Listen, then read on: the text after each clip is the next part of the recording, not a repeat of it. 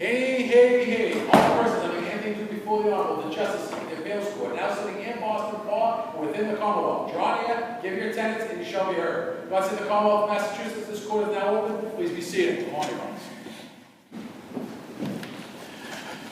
Good morning and welcome to the Appeals Court. My name is Peter Sachs. To my right and your left is Justice John Englander. To my left, your right is Justice Marguerite Grant. Will be your panel for all 6 cases this morning. If you've been here before, you know we have 15 minutes per side. There's no rebuttal. When the yellow light goes on, you'll have 90 seconds left. When the red light goes on, you can finish your sentence, and we may have 1 or 2 more questions for you, possibly. We've read your briefs. We've read the record. We know the arguments. We know the procedural background and the facts. We would urge you to get right to the heart of the arguments that you want to present to us today, because 15 minutes goes very quickly. And also, if you see us looking at our iPads, we're not looking at Facebook or checking the debate commentary. We're looking at the record or your briefs or looking up a case. We're still paying attention to you. So with that, I will call the first case, which is 24P45, Commonwealth versus Cadet. Good morning. May it please the Court, Catherine Jansen on behalf of the Commonwealth. The Commonwealth would respectfully request that the Court reverse the allowance of the defendant's motion to dismiss for annoying accosting a person. I would like to start first with noting the standard that we're at, which is probable cause, and we're looking at what is in the application for complaint in the light most favorable to the Commonwealth, which I think is important when we're looking at the facts in the police reports that were appended to the complaint.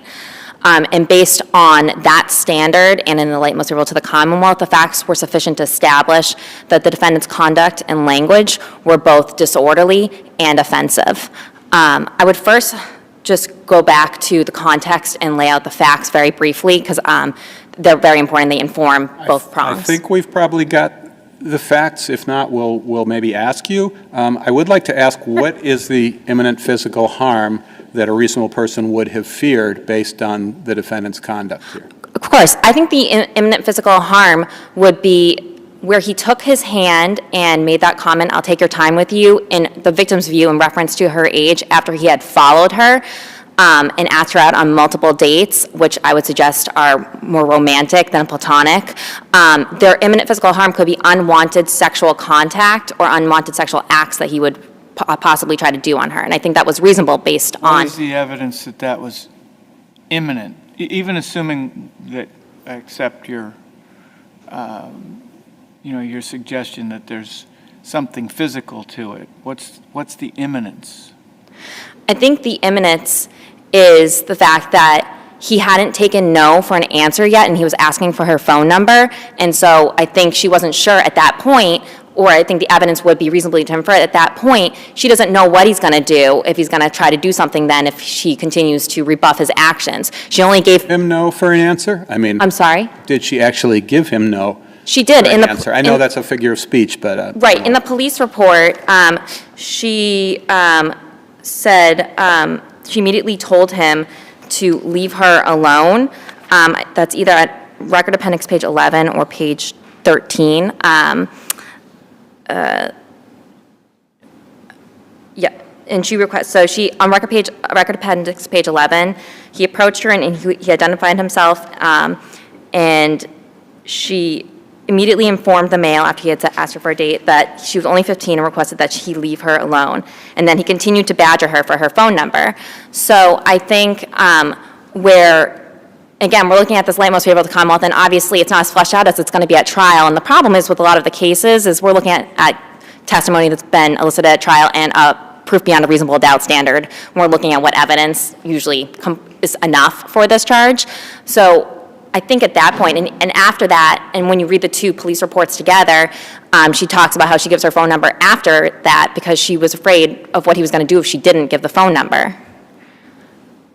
So I think on those facts, it's reasonable to infer, at least for probable cause, that there could have been an imminent fear of physical harm. And I think this was physically offensive conduct because unlike Ramirez, where there was no physical touching, there wasn't enough for an inference, at least beyond a reasonable doubt, that he had followed her. Here, I think there's a reasonable not only was there touching, and I think he touched her without cause, I think a reasonable person could find that. Didn't he shake her hand? She said he shook her hand, but however, that there was no reason to shake her hand in that moment, and I think Well, but that's the only physical contact, is a handshake, right? that's the only physical contact. However, physical contact's not even necessary. I think there's also the inference that But he you followed keep her. emphasizing the physical contact. I think it's very important and pertinent And here. what we're talking about is a handshake. So I have a lot of difficulty with that because handshake is the way that, I don't think Well- I think you need to look at the context of this. This is a 15-year-old girl who was followed home after she was working, after she had seen this older male staring at her place of work. He followed her after, and I think there's a fair inference from the evidence that he followed her and waited what's to the approach fair her. inference that he followed her? Because Where he had is seen, that? the fair inference is that he'd seen her at Market Basket. She saw he was staring at her. If he wanted to talk to her, he could have talked to her then, and he didn't. But Where instead, did it say he wanted to talk to her? All I remember, I mean, we have to talk about exactly what's within the four corners, okay? And the fair And then we inferences. can talk about reasonable inferences, but what's within the four corners is he saw her, she saw him staring at her. And then she was walking home an hour later. But and what you said a few moments ago, that he tried to talk to her. I said- There's no, no I- evidence in the police report that he tried to talk to her at Market Basket, is there? I said if he had wanted to talk to her. I didn't say he did try to talk to her at Market Basket. Okay. So I'm sorry if the court misunderstood what I said. My point was that when I'm talking about the fair inference that he followed her, he was staring at her, he had noticed her. And I'm suggesting that if he had wanted to talk to her when she was around people, when she was around people and her coworkers, he could have. But then an hour later, she's walking home while she's by herself, and then he calls out to her from behind, I would suggest, because she turns around and sees him, and he says, "Hey, Market Basket girl." So I think there's an inference there that he had been watching her and he followed her. Again, this is probable cause. Except that he goes into the dollar store right afterwards, right? After he got her phone number and got what he wanted, after he had touched her, and I think, quite frankly, you could find intimidated her into giving it to her. She's a 15-year-old girl, and he did that regardless of knowing her age, and he kept asking her out on dates. So as far as the following, the police report says that the Market Basket is at 2 Water Street and the dollar store is at 200 Main Street. From this record, we don't know how far apart those are or how you get from one to the other. She inferred that he must have followed her previously to know that that was her usual walk home and positioned himself at the dollar store to wait for her. Is that a reasonable inference? You know, I don't know if it is, because there's nothing in the record to suggest he had seen her before that. And I don't think that her inference based on, in that second police report, I believe, that he maybe had watched her before and followed her home, I don't think that's necessary to make this here, where I think you have the other reasonable inference that he had seen her and he was hanging around waiting for her and then followed her to that spot. I didn't argue about where those were geographically because I didn't think it was in the record. She told the detective, the victim stated the only reason the defendant knew that was the route she took was if he had watched her before.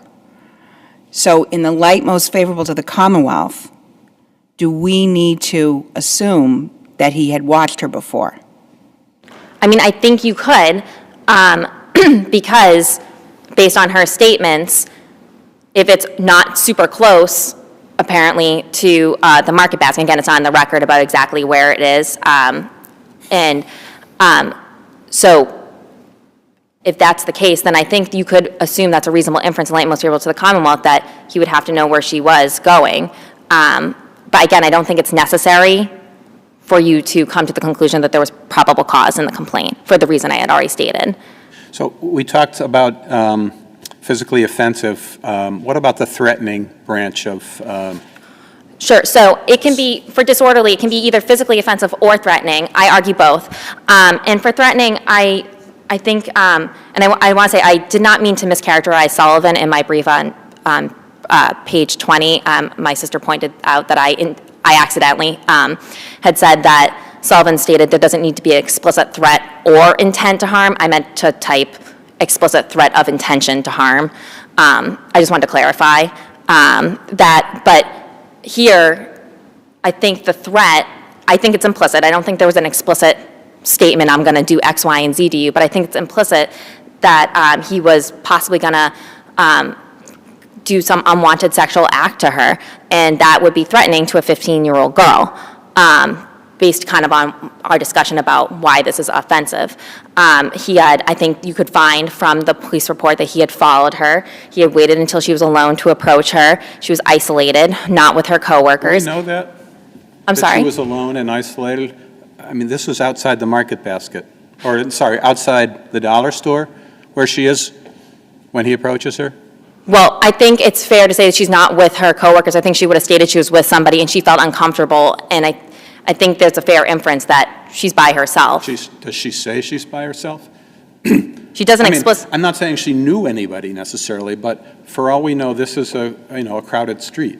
It's 3 o'clock in the afternoon on a main street, right?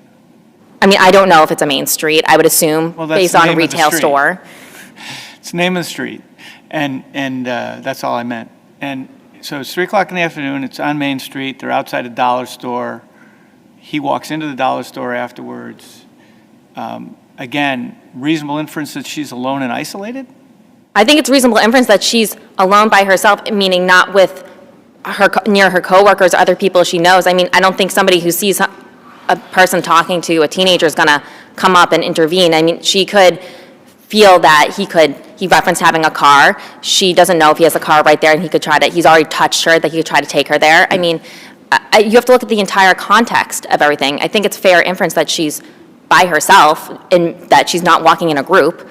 How do you distinguish this case from, I mean, I think the answer is probably too obvious, but is it Ramirez is the case? About Ramirez with the swimming pool and the I Fell in Love with a Young Girl song. Yeah. Yeah, I think this case is definitely distinguishable from Ramirez. One, there was no physical touching, which I think is probably maybe the obvious difference that you were alluding to. Proximity. I have trouble with calling a handshake something significant, but proximity. In Ramirez, the person was a good distance away. A good distance right? away. Here he came up. The word badgering is her word, right? That's in the police report? That's her word. That's in the police report. And I think, again, there's an inference that he had followed her. In Ramirez, I think it was significant, the court held, that there was no evidence that he had followed her, come near her at all, made a physical touch, or restricted her movement in any way, while he has touching her hand. To Judge Grant's question about, do we really have a reasonable inference that he followed her? She infers, the victim infers that she was followed, right? I think you have a reasonable inference that he followed her from Market Basket that day, where he had seen her and was looking at her, and then he's coming up behind her. I mean, you're at probable cause right now, and obviously a lot of these things would be flushed out at trial. I mean, we have to remember that. I wanted to ask, there's language in Cho and Ramirez that says an expression of intention to inflict a crime on another, or an explicit statement of an intention to cause harm.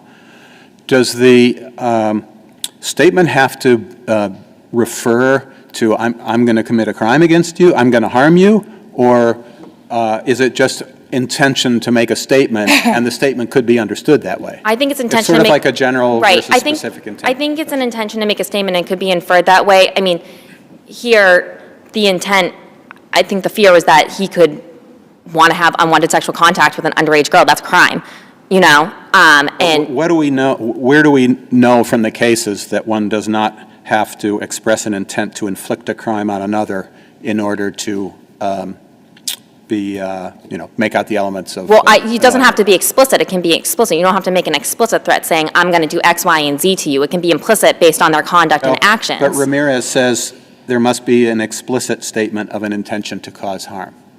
That's what's hanging me up. I'm sorry, maybe that's in Cho.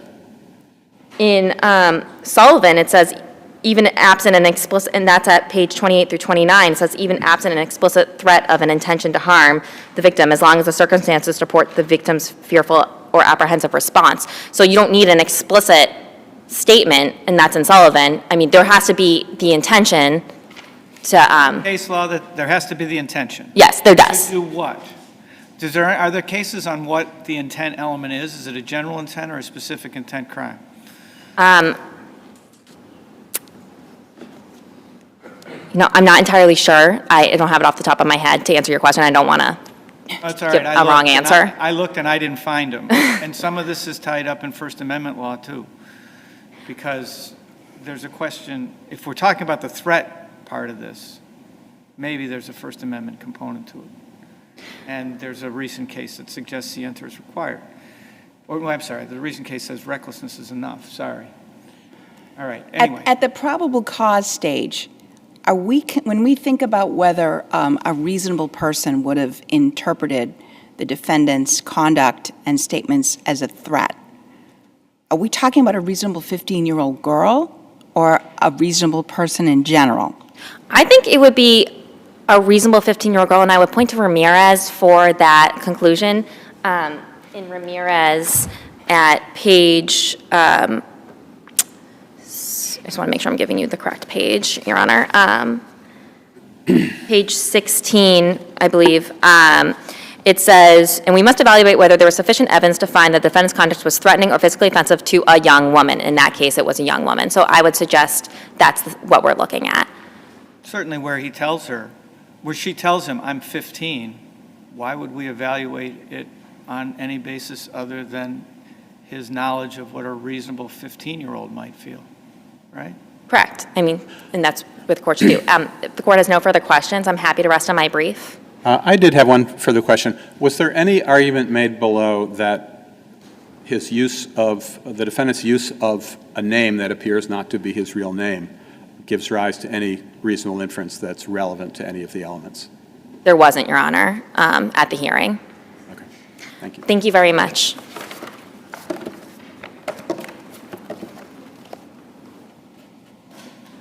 Good morning, and may it please the court. I'm Nancy Dahlberg on behalf of Blake Cadet, and we are asking the court to affirm the order of the judge in the Haverhill District Court dismissing the complaint. Excuse me, counsel, could you just try to lean a little closer to the... Will do. Or stretch that metal thing up as close as... And I will talk louder, which I'm capable of. Nancy Dahlberg on behalf of Blake Cadet, asking the court to affirm the order of the judge in Haverhill District Court dismissing the complaint for lack of probable cause in the application.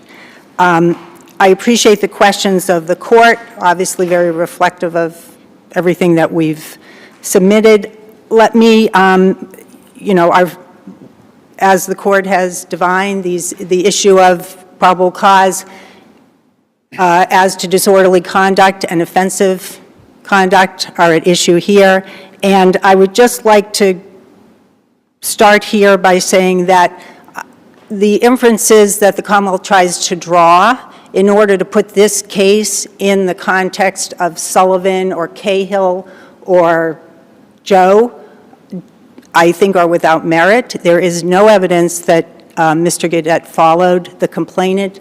And I believe, so I believe the court can take judicial notice of the fact that the two addresses that are provided in the police report are about a third of a mile apart, if we trust Google directions, which I generally do.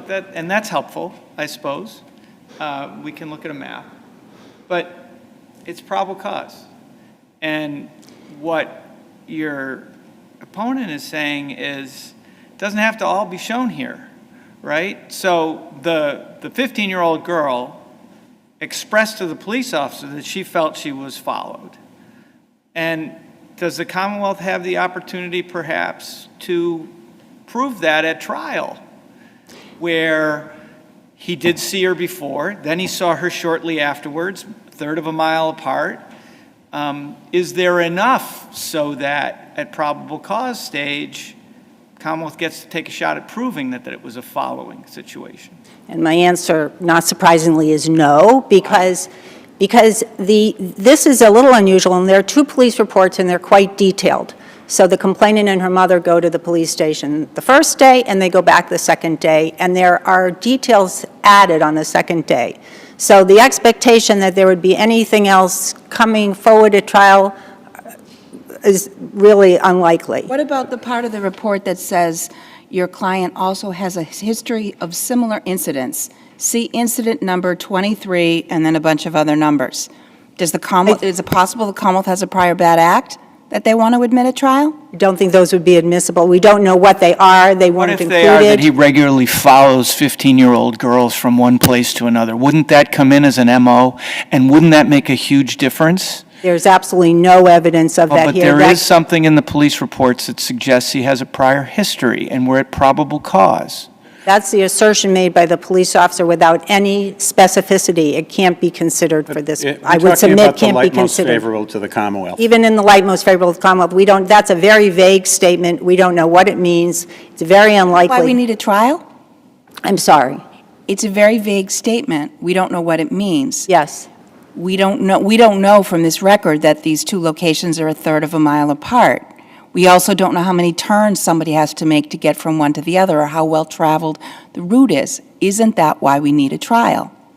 I would say no. The distance between these 2 points, which is apparently, according to the complainant, the route that she walks home. So we know that this is a well-traveled route by many people. It's Haverhill Center, so people are shopping there, and remember, back in front of the dollar store an hour after shopping. But a vague statement that there's some prior incidents would not support probable cause here. We don't know what they are, we don't know if they're valid allegations, and we don't know that they would come in. In fact, it's just as likely that they would not. But the other allegations that the Commonwealth makes about Does Yeah. evidence in a police report have to be admissible at trial in order to contribute to a probable cause? I mean, this is all hearsay, right? I would say no, This is admissible. but this is not evidence. It's a vague statement that there's similar conduct. That's all we He has a know. history of similar incidents. See incident number, whatever. Yes, and we don't, 23, and this is May, so it starts with the 23. Can we take judicial notice that the previous incident was within the past 5 months? I would say that's not specific information. The judicial notice on the distance and what the complainant says about the route, I believe, can be considered by the court. So what's your view on whether there needs to be an express intention to do harm in so many words or commit a crime in so many words versus merely an intention to do an act which may constitute a crime or cause harm? I think as the Justice rightly pointed out, I believe it is Ramirez that talks about, and that could be also quoting another case, an expression of an intention to commit a crime. So there is an expression of intention required. If you say, I'm going to make beautiful love to you even though you're 15 years old and you're going to like it and I'll take my time with you. I don't hear an intention to commit a crime there. I don't hear an intention to do harm there expressed specifically. And you're saying that that wouldn't be enough. He has to say, I'm going to sexually assault you, or I'm going to have sex with you against your will, or I'm going to hurt you. That's required? Well, certainly an expression of an intention to commit a crime, which is not done here. And may I say that the Commonwealth cites Sullivan. Sullivan is a case in which, although the defendant didn't make statements except get in the car, his conduct bristled with menace, as the court But the described problem it. is in both Sullivan and Cahill, we held that the evidence of annoying and accosting was not sufficient even after trial because the threat was not explicit enough. And in both cases, the SJC reversed us, saying it doesn't have to be an explicit threat. So what do we do with that? It sounds like you're setting us up to be reversed again. The conduct in those cases was clearly hostile and angry. It was a threat. It was an expression of an intent to commit a crime against the complainant. And the purpose was to do harm. And this, again, as Justice Englander mentioned, gets into the true threat First Amendment question. So as long as the defendant thinks that the victim is going to say, "Oh, sweet mystery of life, at last I've found you," to quote a movie, and she's going to love it, then it's not annoying and accosting? It's not a threat to commit harm. What do we do with Judge McHugh's statement in Moran? A stranger's unbidden suggestion of sexual activity is inherently menacing, for it invades a very private zone. So in Moran, the defendant walked over to the nanny in close proximity and mimicked masturbation. So by his conduct, he expressed an intention to commit a crime against the nanny. Well, isn't asking her out multiple times after she said she's 15 and asked him to leave her alone, and saying more than once that he has a car and that he'll take his time with her, doesn't that amount to an unbidden suggestion of sexual activity? I would say no, it does not. He did not follow her into the store. He did not ask her to get in the car. He did not ask where she lived. When he sent her a text message, it was a picture of Minnie Mouse sneakers. So while he may have had a misguided interest in some kind of non-sexual romantic relationship with this girl, there's no suggestion that his conduct or statements indicated an intention to have sex with her. So he's 30 years old. She's 15. She's underage. He repeatedly asks her, he says that this is our first date. He repeatedly asks her on dates. He badgers for her phone number. He immediately responds afterwards. He says, I'll take my time with you. And it is at the probable cause stage, as a matter of law, we cannot infer a sexual connotation to those acts. That's your position. I would say that the evidence here does not present probable cause of an intention to commit sexual acts. It does intend, a misguided, apparently, intention to have some kind of a relationship, but it doesn't suggest sex, and it doesn't. So people have dates just to be platonic friends? They don't have, dating doesn't imply a romantic and possibly sexual relationship? There would not have been anything illegal about having a romantic relationship between these two people, however misguided by this gentleman. Sex under this, given 15-year-old, yes. But saying, but what his conduct, shaking hands, the most civil thing you can do. About the distinction between romantic and sex under the circumstances. It's a really fine line. Well, it seems to me. It's an important line because all of the cases that talk about the sexual activity are very explicit. Joe is full of, the posters are full of sexual insults. Sullivan, it's clear what what the defendant was trying to do to the victim. Whiting, the fellow pulls up to a driveway and, well, I won't use the language here, but you can check. Cahill, this guy asked the victim out over 20 times, got very angry when she rejected him, and then came up behind her and grabbed her and said, I love you. There are other cases where the evidence is worse. All of those cases are much worse. This case really, truly is much similar to Ramirez. How many of those are probable cause cases versus sufficiency cases? I'm sorry. How many of those cases you just recited are probable cause cases versus sufficiency? But this is a small universe of cases, and so often happens we don't have other cases. If the victim inferred that if she didn't give him a phone number, he'd become angry at her, doesn't that contribute to probable cause? He did not give her any reason to think so. And by the way, there's no evidence that he approached her from behind. Again, I think the Commonwealth is trying to put this in a box with. The report says she turned around. Yes, so she heard Market. That she was approached from behind. She's heard someone say, "Hey, Market Basket girl." She turns around and he approaches her from some undetermined, some direction. And then, afterwards he goes into the dollar store. And so there are shops here. There are people shopping. There's no indication that there was no one around, that this was an isolated place. Clearly there were people working in the shop. So the suggestion that he was stalking her. Would it make a material difference in your analysis if, in fact, there were a reasonable inference that he followed her from the market basket? I think if he followed her from the market basket, if that were a reasonable inference, it would not be helpful to this analysis. I don't know if it would not be helpful. It would not be helpful, no. But there's no inference here. This is a shopping area. This is on her way home. It's Main Street. I'm wondering whether there's at least an inference for probable cause purposes from the fact that he saw her at Market Basket. She knows he saw her at Market Basket, and then he sees her as she's walking home within hours. Within an hour a that, mile away. I mean, isn't there a reasonable inference he followed her? I would say absolutely not. I think there's a reasonable inference that this is a shopping area, that he was shopping, that he saw her and said, hey, Yes. Market Basket Girl. So If that he- might be a reasonable inference, that he just happened to run into her. It might also be a reasonable inference that he followed her. Which one counts for probable He cause followed her purposes? before, as the victim inferred. In the light, the police report says, the victim stated the only reason the defendant knew that was the route she took was if he had watched her before. Yes, and that is not a reasonable inference, I would submit. There's no basis for that. I just want to get So back the to victim wasn't being reasonable? What should the victim have done in this situation? the complainant here. There is no complaint currently.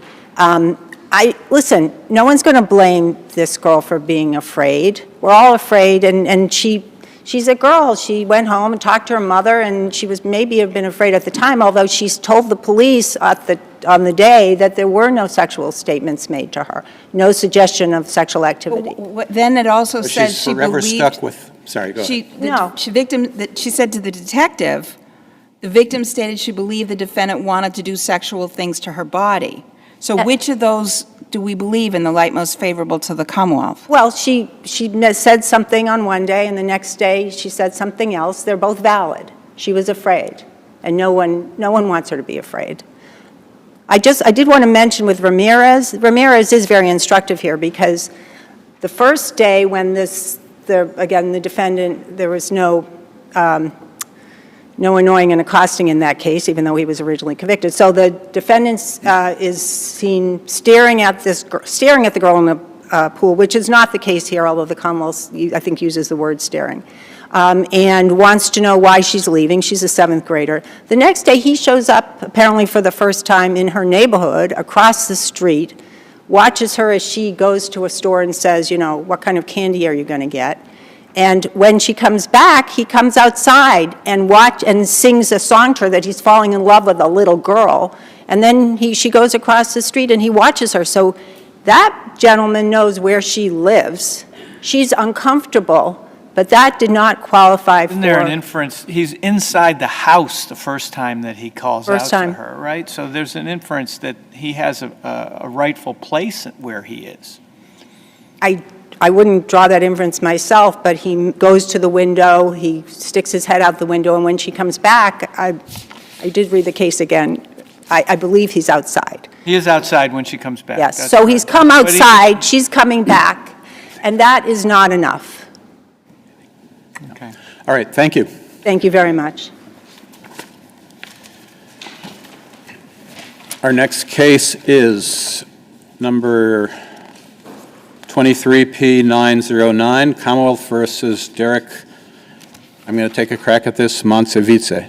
And counsel, I'll help you correct me if I'm wrong.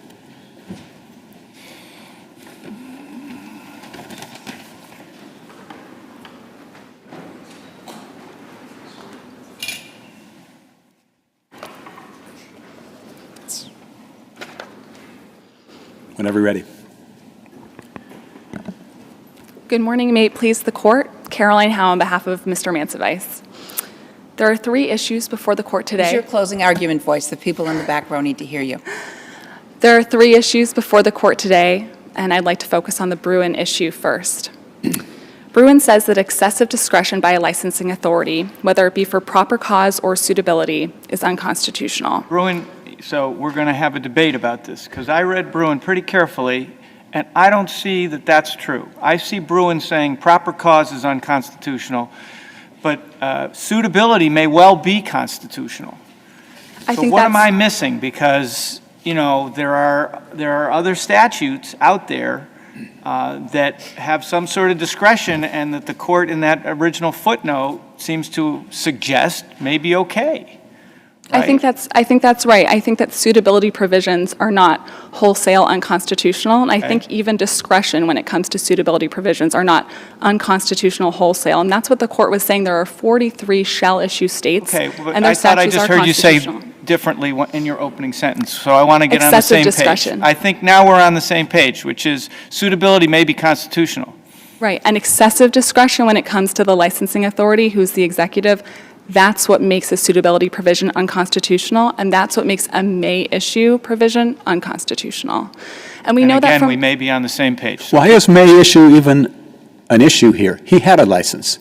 Right, and then his license was suspended Okay. under the unsuitability provision. Doesn't the reason- So why are we talking about may issue and whether we are a may issue state?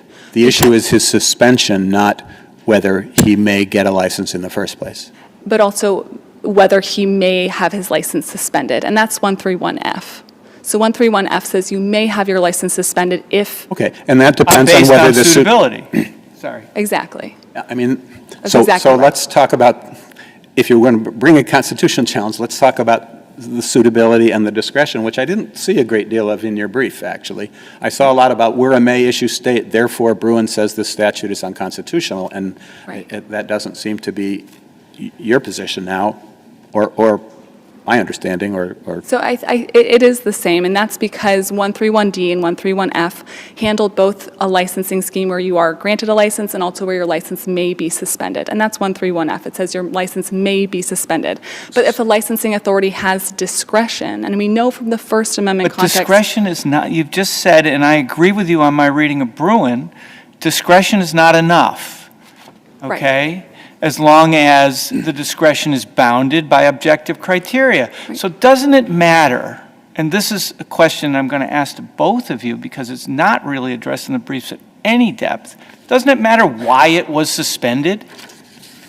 I think when it comes to a licensing, a suitability provision that is a narrow, objective, and definite, then yes. But in 2018, we had a suitability provision that was not bounded by narrow, objective, and definite He'd criteria. been convicted of a crime, been convicted of a felony. Suitability says it could be revoked, constitutional or not? So that's a prohibited person statute, and that's a different part of 131D. I'm just talking about, would that make him unsuitable? He'd been convicted of a crime. As long as the discretion granted to the licensing authority is bounded by narrow, objective, and definite standards, then yes. Okay. But if it is not, then Well, here he's charged with a crime, witness intimidation, right? But that's not enough? in 2018, when it was a may issue statute, no, because there was too much discretion granted to the executive. Aren't we doing this why would we look at this on its face? Why wouldn't we look at it as applied to your client? And as applied to your client, the license was revoked based on the fact that he was charged with a felony, witness intimidation. In an incident in which he was in a physical altercation with another man and he brandished a firearm. But those are two different incidents. Those are two that different happened charges, weeks apart. both of which were dismissed by the Commonwealth. So he's 4 years not, later, he's not a convicted felon. 4 But- years later, they were Sorry? dismissed 4 years later. Yes, Your Honor. But at the time that the police revoked his license, he was subject to a witness intimidation Yes, charge. that's correct. Okay. But in 2018, and this is what I think Bruin contemplates when they take issue with may issue statutes, is if you are giving the executive too much discretion to say you, not you, are a suitable person. I like you, I don't like you, you're a suitable person. That's too much discretion. And we know this from the First Amendment context. In Shuttlesworth, we don't like... It's not a First Amendment case. In the First Amendment, overbreadth cases have, at least for this person who learned a lot of constitutional law 40 years ago, you may be able to correct me, First Amendment has always been treated differently with respect to overbreadth. But in the Bruin majority, they do cite to the First Amendment. They do cite to Shuttlesworth. That's where I'm getting this narrow, objective, Bruin, you and mean? definite language. In Bruin, the Bruin majority, they're citing to the First Amendment context saying, we don't like the executive having too much discretion when it comes to the exercise of constitutional rights. We know this from the First Amendment context. In the Second Amendment context, these may issue statutes simply went too far. We need reasonable So your argument boundaries. is a facial argument, not an as-applied argument? Both. It's both. Yes, Your Honor. And that's the way it was presented below?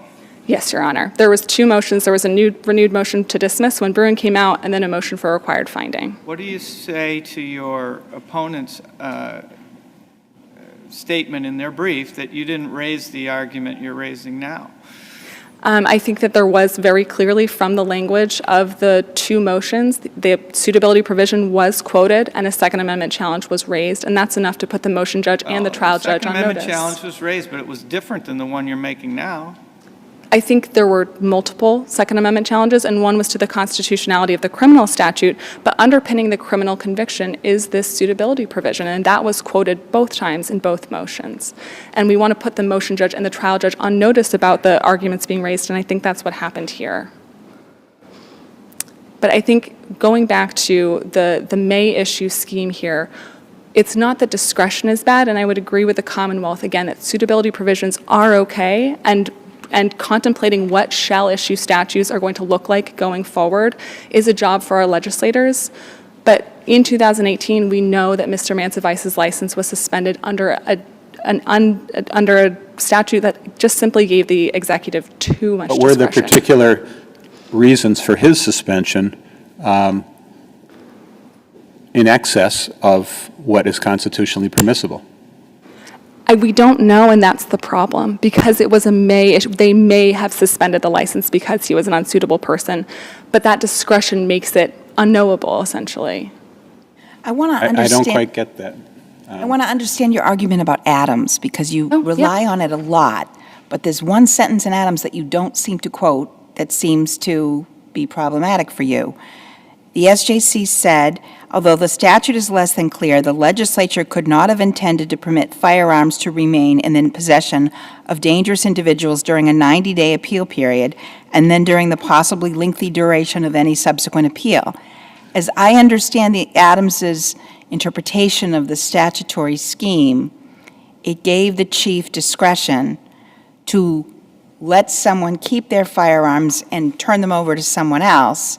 But this chief, in his discretion, said, if you want to do that, you've got to turn them into us first. And you're saying somehow under Adams and that sentence, that was improper? So Adams provided for two categories, and one is the immediate surrender category. And in that category, I think you're absolutely right. Anybody who's deemed dangerous by the police chief can have their weapons taken away during that appeal period. But there's a second category, and that's the compromise Adams struck between 129D and 131F. And in that category, the commencing of an appeal stays that obligation, and it's the discretion of the police chief to decide who is in the side. So here there was no appeal commenced. No, There Your may have Honor. been some uncertainty, and these events all occurred before Adams. Yes, Correct? but Mr. Mancevice was arrested Yeah. before. So at that time, and still, 129D requires a defendant to turn in the firearms or the ammunition or whatever without delay. Mm-hmm. Now, Adams is about what is the consequence of whether an appeal is filed, whether a request for judicial review is filed. But it doesn't change the fact that before a request for judicial review is filed, you have an obligation to turn in your firearms and your ammunition without delay. So Do we agree on that much? with a caveat, that I think the second category allows for the commencing of an appeal to stay the obligation to surrender firearms. Okay, but but before an appeal is commenced, the obligation is to turn them in without delay. Again, I would say that in order to commence an appeal, you have to have the opportunity to commence an appeal. And so I think under that second category, a person would actually have 90 days to commence that appeal, which is the appeals period. So there's some suggestion in the brief that the defendant had already contacted a lawyer and was waiting for the lawyer to return his call, citing Record Appendix either 17 or 27. But I don't see that at the cited page. I can't find any evidence that he had called a lawyer, let alone what the call was about. It should be in the defendant's original motion to dismiss. But he told police that he had attempted to call his lawyer before he turned in his ammunition. But I think all that goes to the fact that you have to have that opportunity to. You say commence that's an 90 appeal. days? I would say for the second category, again, that's where there's no For the immediate. second category. And he falls into the second category because? Because a letter was sent to his home that took 10 days to reach him. Police were not knocking on his door on that 10th day when he received the letter. Instead, they waited for him to show up to the police station 4 days after that. Even though the And then letter he said, turn it in without delay. And I think that goes to my second argument, that without delay is unconstitutionally vague. I mean, if it really meant immediately or right away, then Doesn't the police... SJC treat them as equivalent in the Adams case? Without delay and immediately? It think seems they're like they getting use them interchangeably. I think the without delay language is coming from the statute. Yes. But I think that it's still unconstitutionally vague because we don't know when criminal liability attached to Mr. Mancevice's actions. I mean, if it really was right away... Let me just back up. Does the SJC use them interchangeably so that without delay means immediately?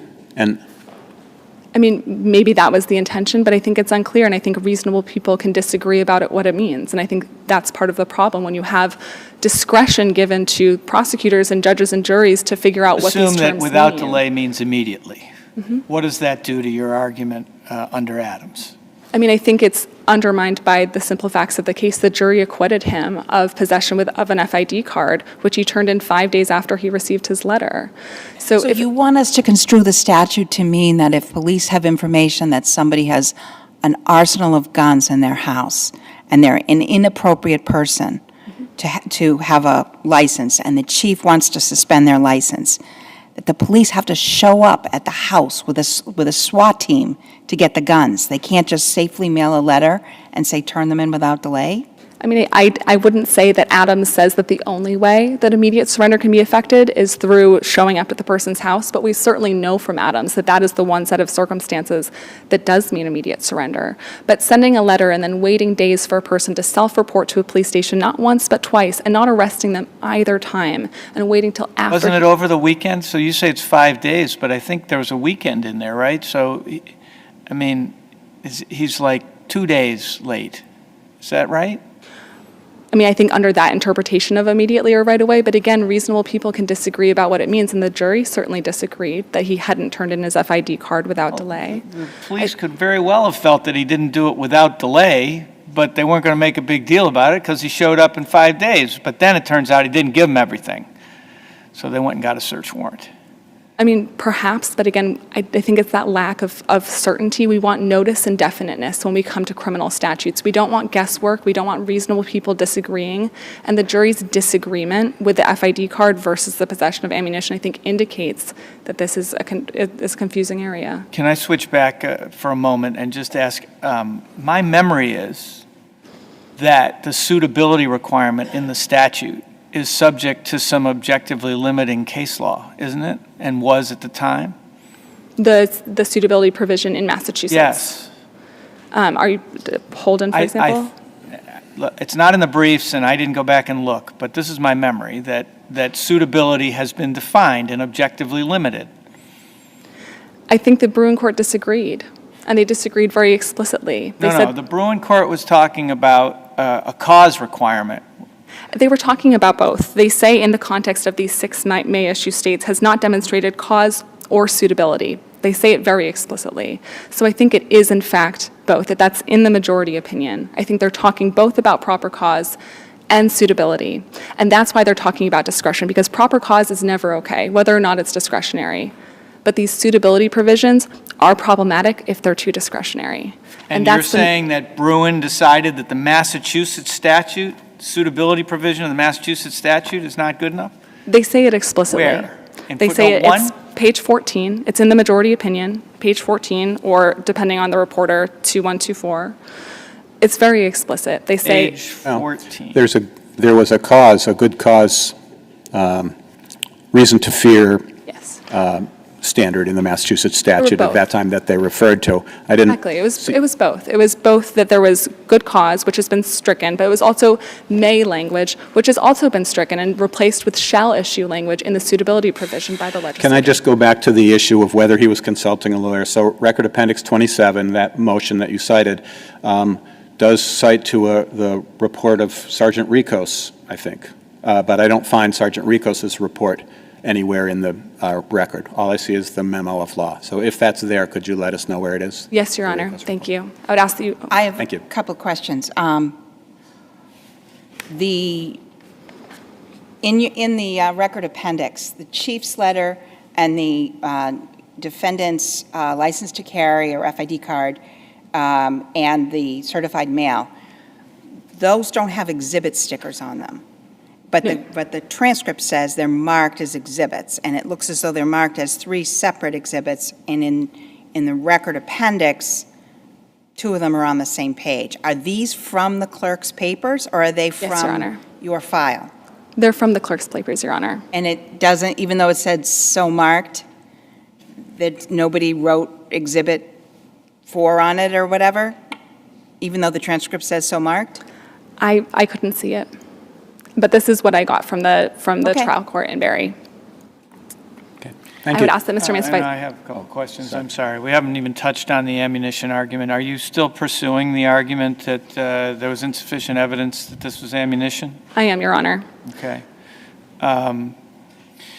If the ammunition itself is in evidence, as it was, right? Yes.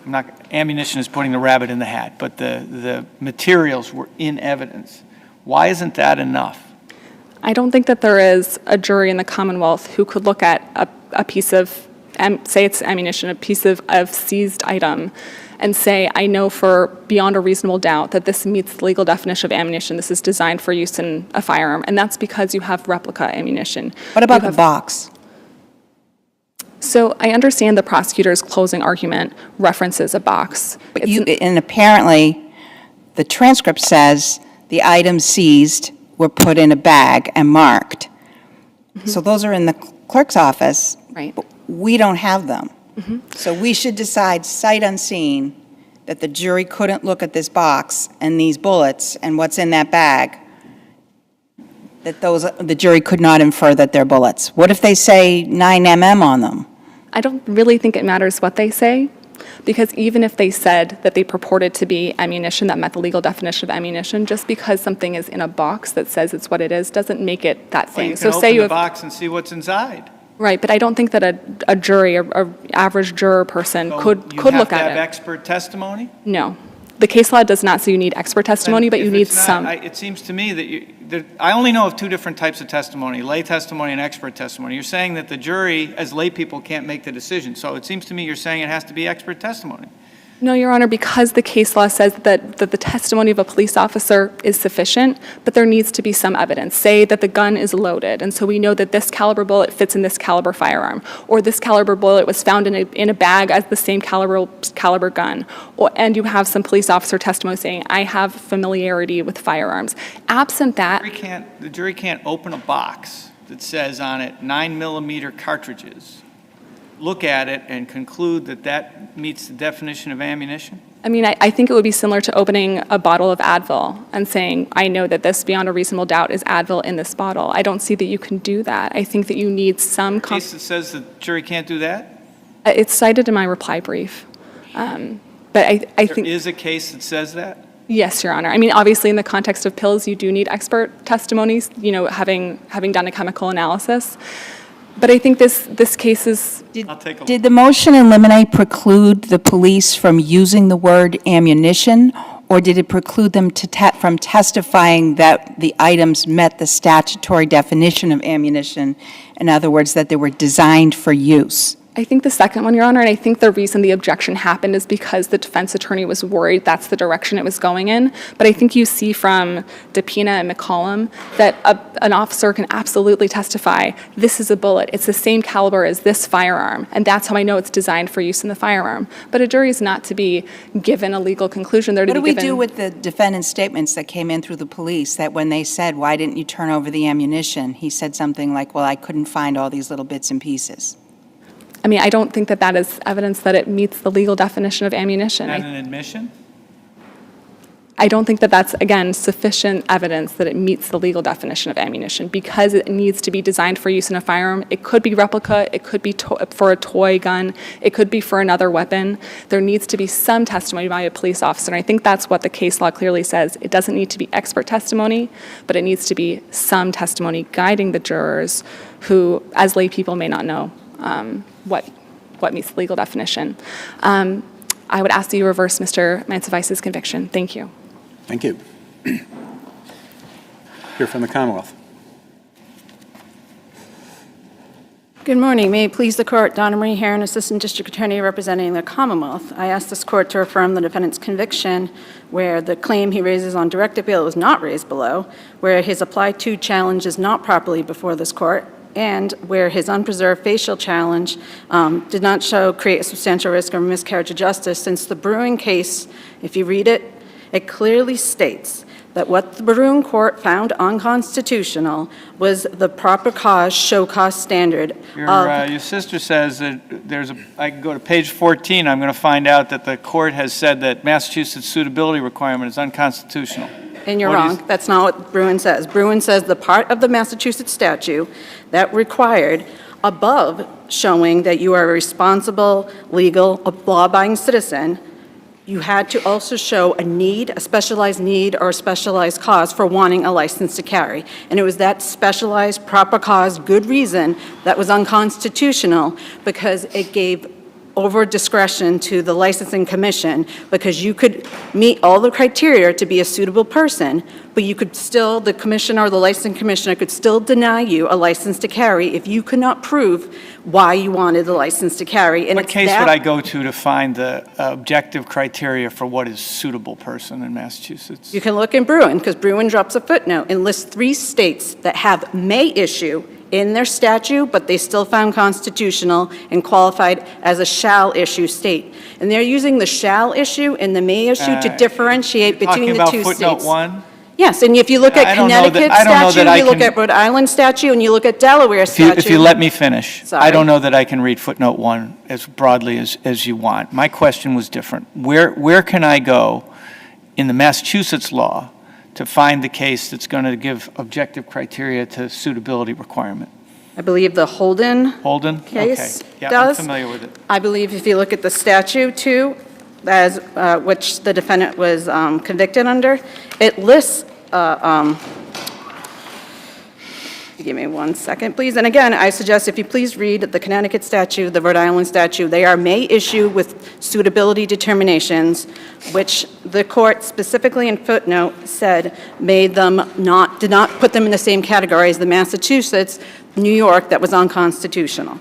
But if you look at the statute in which the defendant was convicted under, it lists a criteria as to what, by clear and convincing evidence that the defendant poses, I'm quoting because I'm not quoting, I'm paraphrasing, a clear convincing evidence that the defendant, or that the license to carry poses a danger to the public safety. So there is a criteria that they have to meet. So it's not unbridled discretion to whether to suspend someone's license. You said that you've argued that the constitutional claim isn't properly before us because basically he can't defend a criminal charge on the ground that the statute is unconstitutional. He had to go seek civil judicial review of the suspension. Yes, Your Honor. That's what the people in Bruin, I don't want to call them defendants, the plaintiffs in Bruin did. The plaintiffs in Bruin applied for a license to carry, were denied, and then appealed that up. And then I sent Okay, but just because they did it that way, does that mean that a defendant in this Commonwealth who's charged under a statute can't, and has a civil mechanism for challenging that statute or that statutory scheme, can't defend against a criminal charge because the person didn't invoke that civil challenge mechanism? I mean, are they exclusive? I do believe that the Powell case, I don't think Bruin overruled the Powell case, which states you can't violate a statute and then challenge the constitutionality as applied. You can do a facial challenge, but you can't do it. And if I may say, also United States v. Rahimi, which I sent this court, the United States Supreme Court there, that defendant violated the statute and then challenged it, and the United States Supreme Court took that as a facial challenge, not as an applied to challenge, but as a facial challenge. So I would suggest... That's probably because I have to read Rahimi. I apologize that I didn't get to it, but it's probably because that's the way the case was presented to them. I mean, your argument is basically an exhaustion argument, and I had the same question that Judge Sachs has, which is, look, they've been charged with a crime. Why can't they raise, as a defense to that, the statute under which you're claiming that I committed a crime is unconstitutional?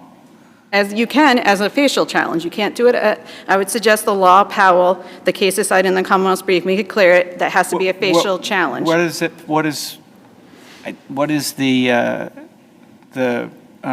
that a Mass SJC case? Yes, Powell is a Massachusetts Supreme Judicial Court case. So in Powell, the defendant never applied for a license, and I think he was underage, and he couldn't have gotten one, and he just sort of flouted the law and didn't ever seek to follow the licensing scheme. Here, the defendant had a license, it was suspended, and then, was it 6 days after he got notice of that, he faces a criminal charge. Are you saying he should have then, instead of defending the criminal charge, he should have pursued his licensing challenge? I'm saying they gave a clear-cut way for this defendant to challenge his revocation of the suspension of his license, which is the 90-day appeal period. And would that necessarily stay the criminal case? I mean, couldn't he be, No, not automatically, no, but so he could be convicted before he ever gets a hearing in district court on his challenge to the license suspension. I'm not saying he can't make any challenge. I'm just saying he can't make an applied-to challenge. And even if this defendant did Is make there an any applied... case, whether it's Powell or Rahimi or Yakas or any of the cases you cite, that makes this distinction between a facial and an as-applied challenge that has to be raised civilly versus as a defense in the criminal case? I relied on the Powell case, so I would say I used Levine versus, I cited a few cases in my brief, which I think stand for the proposition that you can't just violate a statute and then get an applied-to challenge. But even if this court disagrees with me... How does that make sense? I mean, Because whatever you think of the statute and the Second Amendment, how does that make sense that you can't defend against a criminal charge on the ground that the statute under which you're charged, or at least a closely related, statute, inseparable statute, licensing statute, is unconstitutional? I guess I'm differentiating what you mean by I'm saying you can make a constitutional challenge, but I'm saying you cannot make an applied-to. You have to make a facial constitutional challenge. If you could raise anything at that belated stage of being charged criminally, why wouldn't it be an as-applied challenge rather than a facial challenge? Because if he had followed what was laid out in the statute, that you get this appeal period, then challenged it constitutionally, then the Attorney General's office would have been given an opportunity Well, the Attorney General's office only needs to be notified where the Commonwealth isn't otherwise a party in a civil case, and the Commonwealth is a party here, so. But I would suggest that when you're challenging the constitutionality of a statute, the AG's office should be given as the chief. When their argument is this whole statute is unconstitutional, I think the AG's office should be given an opportunity If that's in a civil case where the Commonwealth isn't otherwise a party, but district attorneys are given the responsibility to defend constitutional challenges against statutes in criminal cases. But if this defendant had followed the rules and had filed an appeal from the revocation or the suspension of his license, then we would be in that position. But instead, he chose to violate the law. And I think Powell, and we can agree to disagree, stands for you can't just violate the law and then get all the benefits from it. I'm not saying he cannot make a constitutional challenge. He definitely can. I'm just saying that he can't make this constitutional challenge. He can, but he has to make a facial challenge. And I think, frankly, I think the federal courts would have a different view of the notion that the state can prohibit a criminal, someone charged with a criminal case from raising a federal constitutional challenge to the crime. But anyway. Even if we go into the applied-to challenge in this case, it still will be held constitutional for the reasons I stated, that Bruin struck down the part of the statute which required proper cause to why you needed a license to carry. The section in which the defendant's license to suspended does not touch upon that whatsoever. It gives it sets out a standard, which I finally found, I'm sorry for this, that says a determination of unsuitability is based on reliable and credible information that the application or licensee has exhibited or engaged in behavior that suggests may create a risk to public safety. It's a set standard that they apply to determine whether someone is. The defendant, as we noted here, had threatened someone with a firearm, had picked up a felony charge, and under that statute, as applied, it was constitutional, because it doesn't have the problematic How do we know he language. threatened somebody with a firearm? I thought that was in one of the motions to dismiss. I'll just say he was... What I was able to find in the record is the reference in the letter to the statute under which he had been charged. I believe it was one, and I don't have, it was in one of the motions to dismiss hearings that they were talking about this, and they were talking about the case, and then how it got dismissed. But I'll just rely on he committed a felony, because that's in the letter. He committed a felony of witness intimidation. And it's in the search warrant affidavit about him brandishing the firearm. Thank you. I did, that is where it was located. Oh, But okay, even it's just in the the witness intimidation, a felony, I believe that under the statute, as it exists, which Bruin, I suggest, does not invalidate, that as an applied-to challenge does fail. You say that he didn't raise this argument below. What argument is it that you think they did raise below? They did raise a Second Amendment argument. He definitely made a Second Amendment argument. His argument was, so prior to Bruin, he argued under Adams that he got the 90-day Right. thing. And then when Bruin comes down, he makes the argument that Bruin has invalidated, and I can quote what he exactly says it, the requirement to have a license to have ammunition is unconstitutional. And that was the argument he made. And if you look on page 8 of the motion to dismiss of the second hearing, he says, the question today really is whether requiring a firearms identification card as it applies to the defendant, but in general as well, is a legitimate Second Amendment restriction, and whether it's something that is the core Second Amendment conduct that does not have a historical analog, and so therefore is unconstitutional regulation overall. That was his argument below, that to actually require someone to have a firearms identification card to possess ammunition violated the Second Amendment. You think that's not sufficient to raise to the judge the notion that the suitability requirement? I do not, I think those are two separate arguments. I don't think it's the exact same argument that would raise the concerns that this may issue, may revoke is unconstitutional. He's Even if saying that it- to require a license altogether is unconstitutional. Even if it wasn't raised, don't we review for substantial risk? Yes, and yes, you do, And if the statute's unconstitutional for on a ground that he didn't press below, yes, do you think it would not be a substantial risk of miscarriage of justice? if you found that the statute was unconstitutional, I do think that would be a substantial risk of a miscarriage of Maybe not on its justice. face. I don't see a substantial risk of miscarriage of justice if there's a facial problem, but not an as-applied problem. I suggest in this case, there is no facial, it's not unconstitutionally facially applied or as applied. It is a constitutional statute. I understand where you are, but I'm just making an observation, which is I don't know that it's a substantial risk of miscarriage of justice unless it's as applied unconstitutional. I would agree with that statement, yes, Your Honor. How is the Commonwealth prejudiced by the fact that, as you say, the defendant didn't more squarely raise the unsuitability argument below? Would the Commonwealth have put in more information about this brandishing event or the intimidation of a witness event? Do Yes, we know if they involve the same person? I don't. From the record, I do not know. I know the witness intimidation from one of the transcripts was a neighbor. That's what that charge came in, because they talked about, because when he was talking about it got dismissed, they were talking about, no, in the first motion to dismiss, they were talking about the charges. To the brandishing the firearm, I do not have anything, other Do we know if the information. intimidation of a witness involved a firearm or ammunition in any way from this record? I'm not sure on this record it does. I know there was some argument about fireworks. I'm not quite sure what the exact underlying facts were.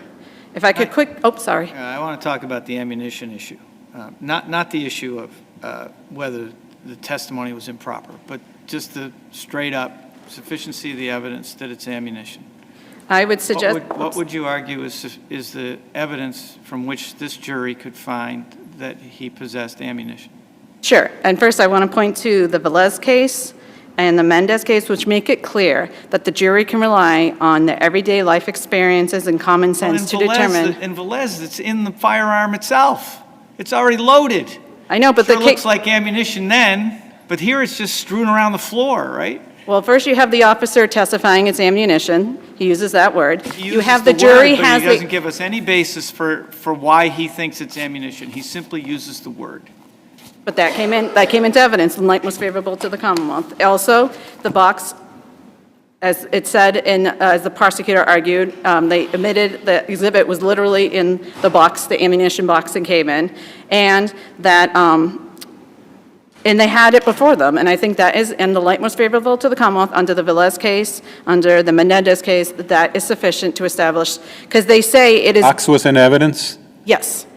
Okay. And it would be in the clerk's office or in the custody of the police and Yes, could it- be recovered if necessary? Yes, because I do know the question that sometimes they do hand that back over to the police station, and the clerk's office itself does not keep firearms Should or be with ammunition. the clerk's office, right? Or at the local police station, because I do think they have a policy not to keep Sometimes firearms at the Weapons and clerk's drugs office. and things are or returned to a more ammunition. secure location. And just real quick on the Adams issue, Adams' case has made it crystal clear, the SJC, that in order to, I'm sorry, my time is up, but that in order to, the two prongs for which that you can suspend a license is to immediately, without delay, or, quote, the commencement of an appeal. It could not be more crystal clear, stays the obligation to surrender. And is in the process of getting a lawyer, or might even be on their way to the courthouse, and is in the process of getting a lawyer, or might even be on their way to the courthouse to file that, yet they haven't done it yet, and as long as they haven't done it, their possession of firearm or ammunition is unlawful. Yes, and that was the exact claim that Adams raised, that the 90-day period should automatically stay, so I have an opportunity, and the court was like, we recognize that there's some structure, but you have to immediately, and I would suggest without delay is not unconstitutionally vague, or the commencement of appeal would stay the obligation. There was neither in this case. So what is a defendant supposed to do, or a licensee supposed to do, when their license is suspended, they can't lawfully possess anymore until they commence judicial review, and they need to get a lawyer to do that? I don't know the process of filing an appeal. I don't know if it is just a form that they fill out and then It's they a file a complaint petition. that has to allege that will lead to an evidentiary hearing. No, I don't know, but I don't know. It's not just it's not, if you look at the statute, you can infer that it's not just a check the box. No, but to actually commence the appeal, I don't know. But the SJC made it crystal clear, and this defendant did not commence any appeal. And that was the exact issue raised in Adams, and that's what the compromise they came from. And I would suggest he falls under the first category, because when he's told in a letter that you are to turn over all your firearms, licenses, ammunition without delay, which I would like to point out. So we depend on the licensing authority to say either without delay or immediately, or if they don't say that, then the defendant is supposed to infer that despite that being a statutory requirement, the defendant actually has 90 days or can go. I think if a defendant is told in a letter that without delay you have to turn over these things, they can't ignore that directive and say, well, maybe I'll file an appeal when they're told without delay to turn it over. And I just want to point out the defendant was asked by the police, what did you think without delay meant? And he said, quote, as soon as humanly possible. So this particular defendant knew exactly what. And there's also as I recall from reading it, there's a line that says in bold print, failure to turn this over is a crime. It does, Your Honor. And the defendant could just not ignore that and violate the statute. If there's no further questions, the Commonwealth will rest on its brief. Thank you very much. Thank you. Thank you both. Very interesting case, well argued on both sides. And our third case this morning is 23P 1372, Commonwealth versus Mary Ellen Vesperini.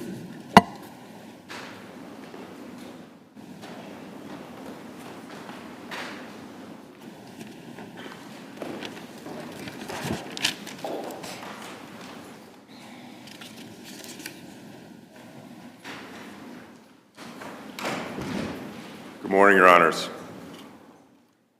May it please the Court, Keith Sachs, no relation, different spelling, for Ms. Vesperini. I had to check the family tree, Mr. Sachs. Yeah, I was concerned myself. I'm here today, Your Honors, asking you to reverse the... Telling him that you're concerned that you might be related to him could be taken a different way. Yeah. Which, a concern, well, anyway. My concern is always full disclosure, no appearance of impropriety, right? Right. I'm here today, Your Honors, to ask you to reverse the Newbury District Court, Judge Doyle's denial of my client's motion to withdraw her quaff from April 14th, 2016 on a first OUI. And I'm asking you to do that, Your Honors, because I believe Judge Doyle did not analyze the issue under Hallinan, which came out in April of 23 from the SJC, properly. What I believe Judge Doyle did was improperly put evidence into the record of his belief of plea counsel's knowledge, and I believe he certainly didn't do the analysis of the admissible evidence and whether a reasonable person, knowing that the breathalyzer was inadmissible, would have still gone ahead with the quaff with the known admissible evidence. Now, I think... Isn't the problem more that he analyzed all the admissible evidence, but he had some other things that you think he shouldn't have thought about? Yeah, and I think the problem is, I guess, Your Honor, to say it easily or easiest, is that he didn't analyze the admissible evidence in and of itself and how it would impact the decision of Ms. Vesperini on that date. Because what the judge says, and I'm reading from the Commonwealth's brief at page 17, where they quote the decision, says, the Commonwealth's case against the defendant is particularly strong without the breath test. And then he goes on, the erratic observations of the officer, performance on the FSTs, the breath test, and the field breath test all support a just result. So Judge Doyle never divorced that evidence from the analysis, right? What he didn't do was look at the field sobriety tests in and of themselves. And yes, like many police reports, there was the writing, glassy eyes, slurred speech. What Judge Doyle didn't analyze are the other field sobriety tests properly. He did not mention that both the backwards alphabet and the counting were performed by Ms. Vesperini with ease. So this motion judge was also the plea judge, and therefore we owe him extra deference.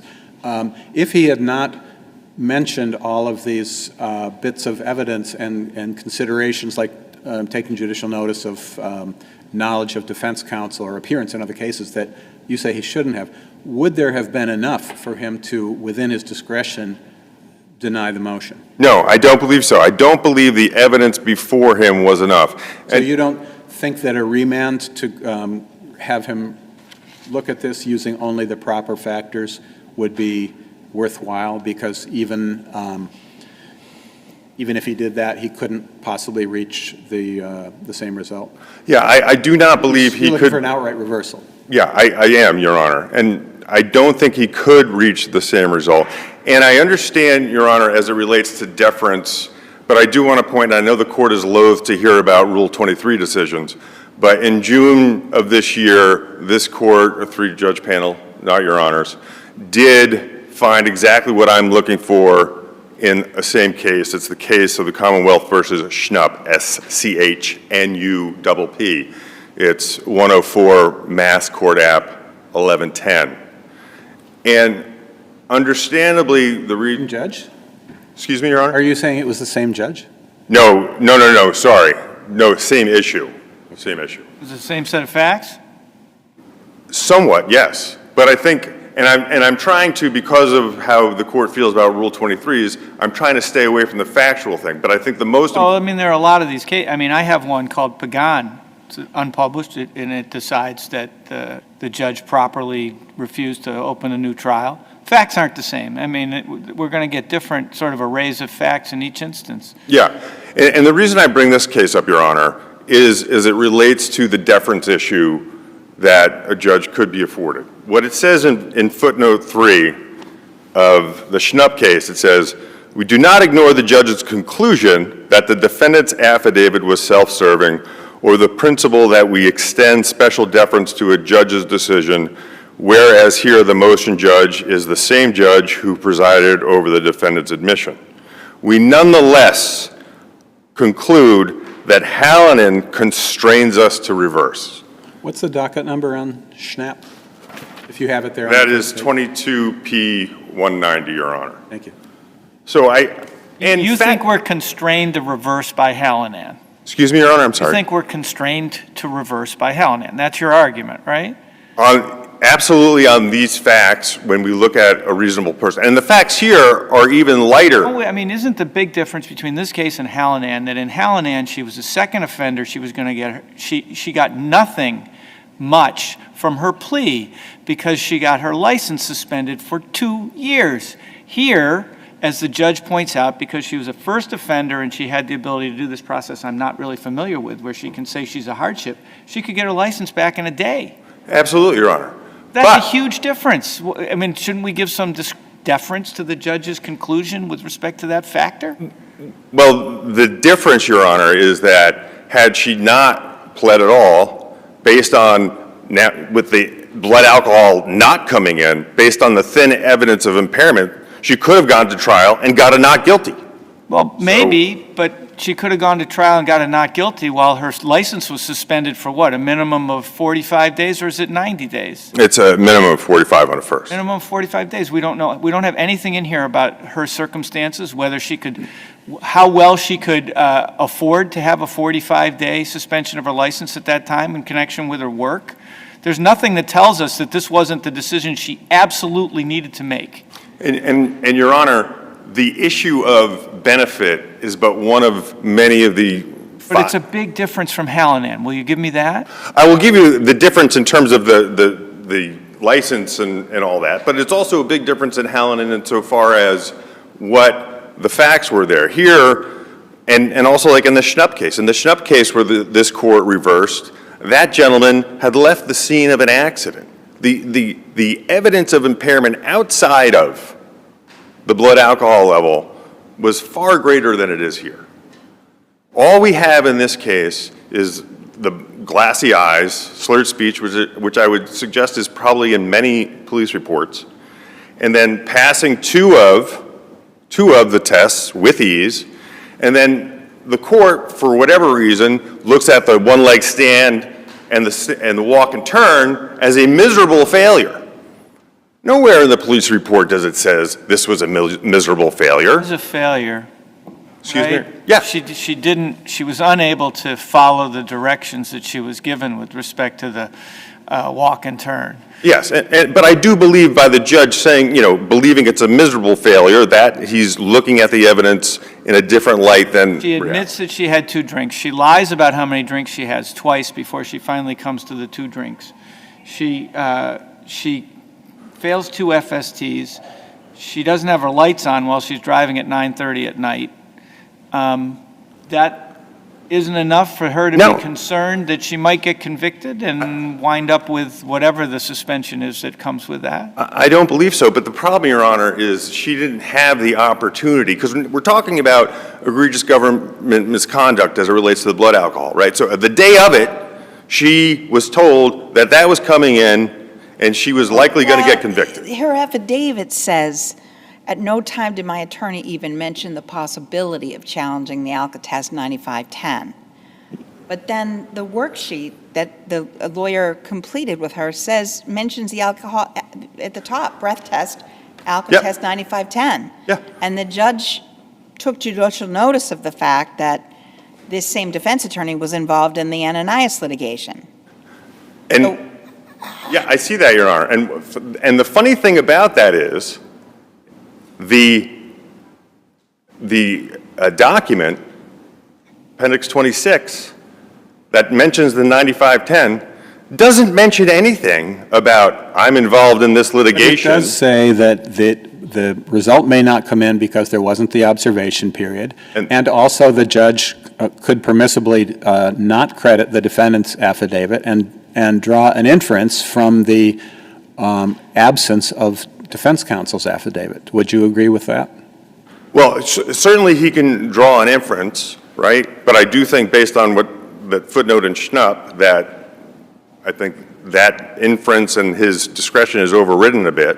Well, but again, that's a difference from Hallinan. In Hallinan, defense counsel put in an affidavit that said, had I known this, I would have advised her not to plead. Sure, but it's not required, right? There's nothing that says it's required. But an inference can be, certainly a motion is much weaker without it, and an adverse inference can be drawn, can't it?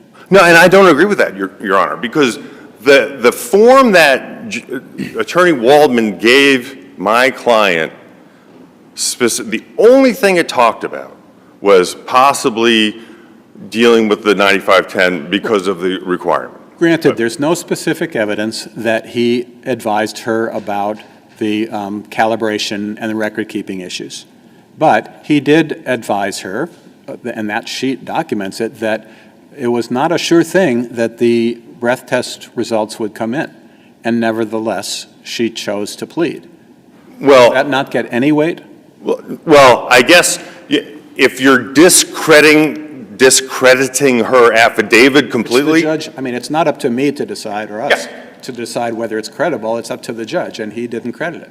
Yeah, but I don't think the form in and of itself, by saying we could challenge it, it may be inadmissible because of the issue related to the police not being present, is not enough in this case. If the judge himself is saying, which I don't think he can say, right? It's not judicial notice to say, I know what Attorney Waldbaum does.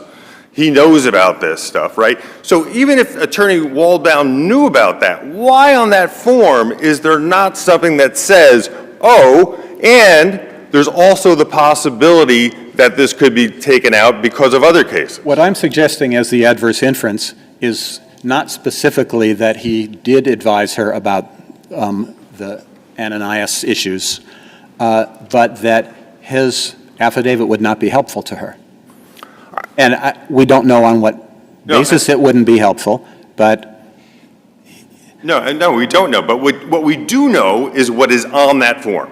And there is nothing on that form. And we know that she had at least constructive knowledge that she could challenge the admission of the breath test, and yet she pleaded, so... Sure, but I don't think... Can we go to your fundamental point, which is the judge can't think about the fact that he knows who her counsel was, and he's got in front of him, a statement in an affidavit that says, I wasn't advised at all about my ability to challenge the breath test?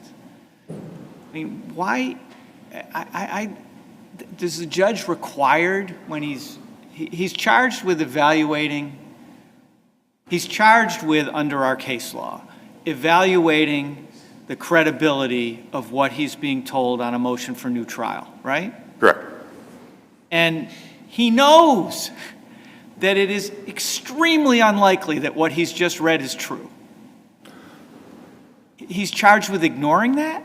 Yes, because that's not common sense. That's not judicial notice. That is evidence. That is the judge saying, I have evidence of Attorney Waldbaum's knowledge, and I'm going to use what I believe is evidence and use it against the client, even though it's not in the record, it's not subject to cross-examination or anything like that.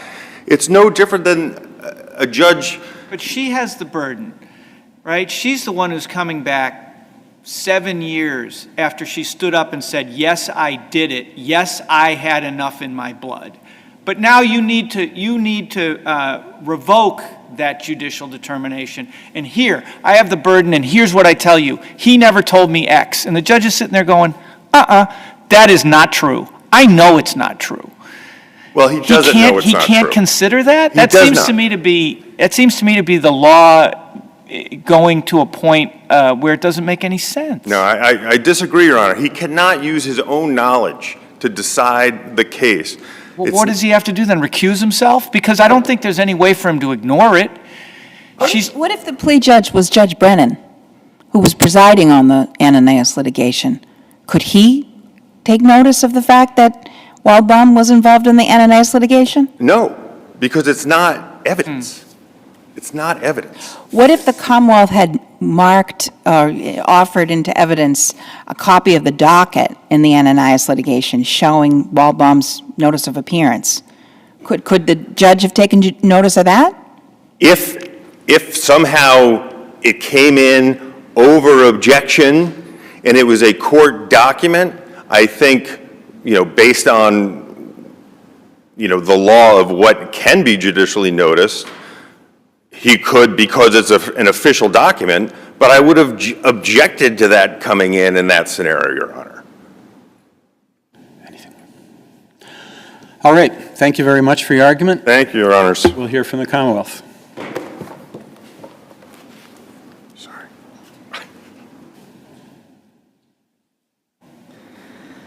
Good morning. May it please the court, Jennifer Cohen for the Commonwealth.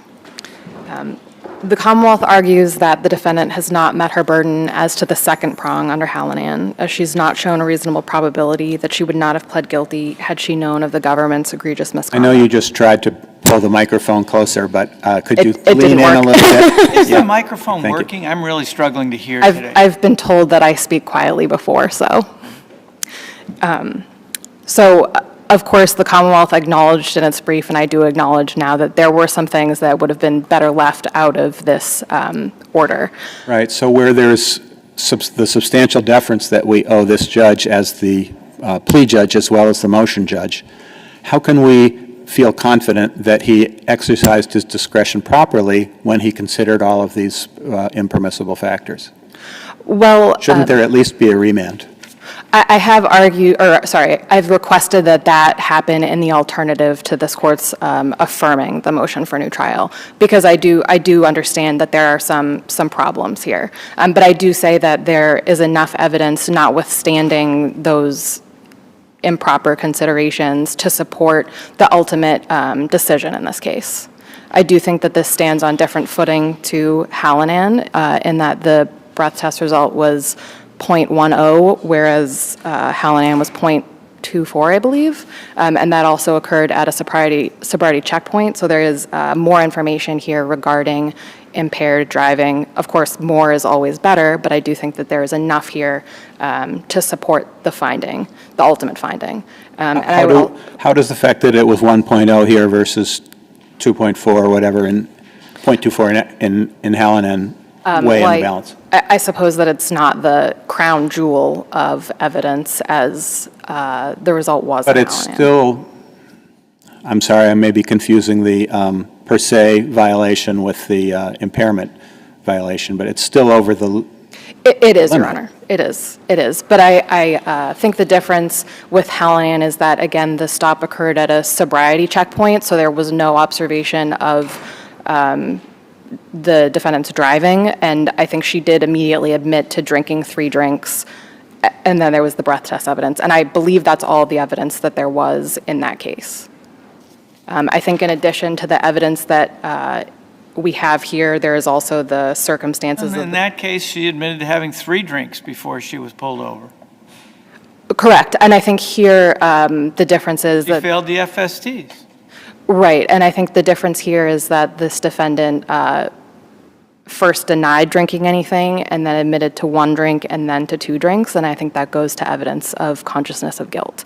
Whereas the straight admission to 3 drinks, I don't They're think not is... that far apart. I mean, and the No. court says as a matter of law, Hallinan gets a new trial, right? She Yes. admits to 3 drinks, she fails the FSTs. What's the difference here? As Your Honor pointed out earlier, I think the circumstances of the pleas that were entered into are very different.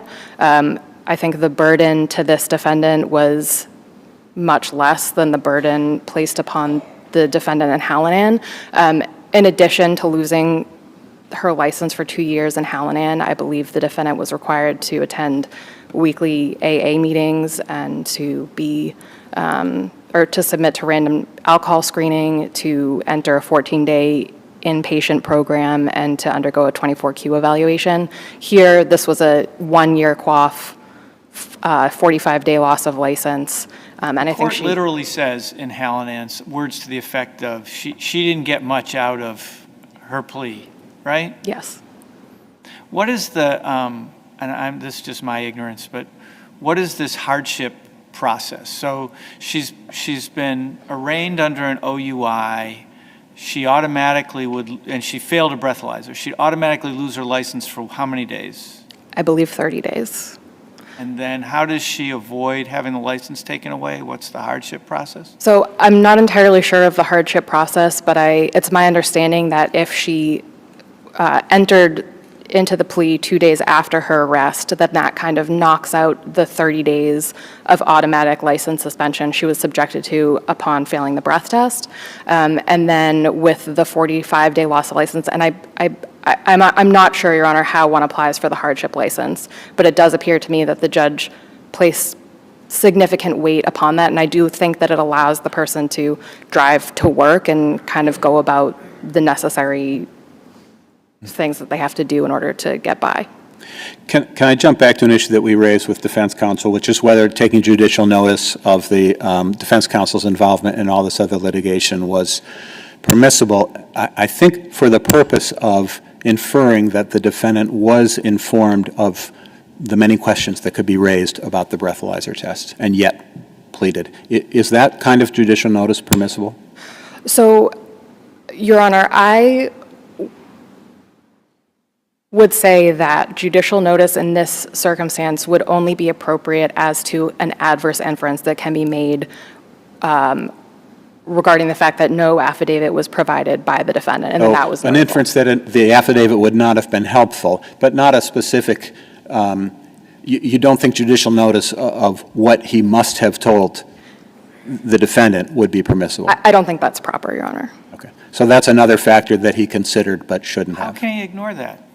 I really don't understand that I don't like adopting a rule that objectively makes no sense. And it objectively makes no sense that the judge would have to ignore what he knows about what she's saying about someone who regularly appears in front of him. For purposes of evaluating the credibility of the affidavit itself.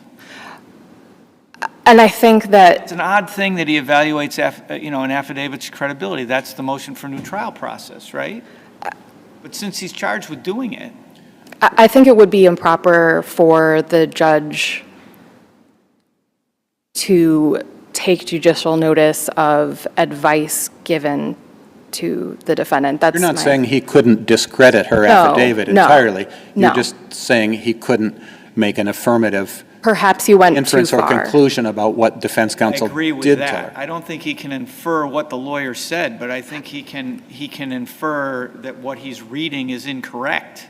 I agree, Your Honor, and I think that that kind of goes to the fact that he has this awareness that I don't think he's required to ignore. For what the lawyer knew? I'm sorry. Can the judge infer what the lawyer knew about the pending Ananias litigation? And problems with the ALCA test? Well, I would say that at least in the case law I've cited, it is clear that over 500 cases were consolidated at the time of this plea, so I think it is fair.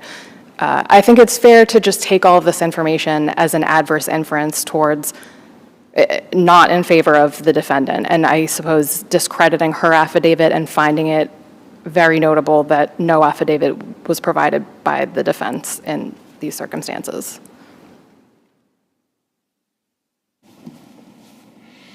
So, looking at factor 3 of the test under Ferrara and Scott and I guess Hallinan now, whether the evidence of egregious government misconduct was cumulative of other evidence already in the defendant's possession.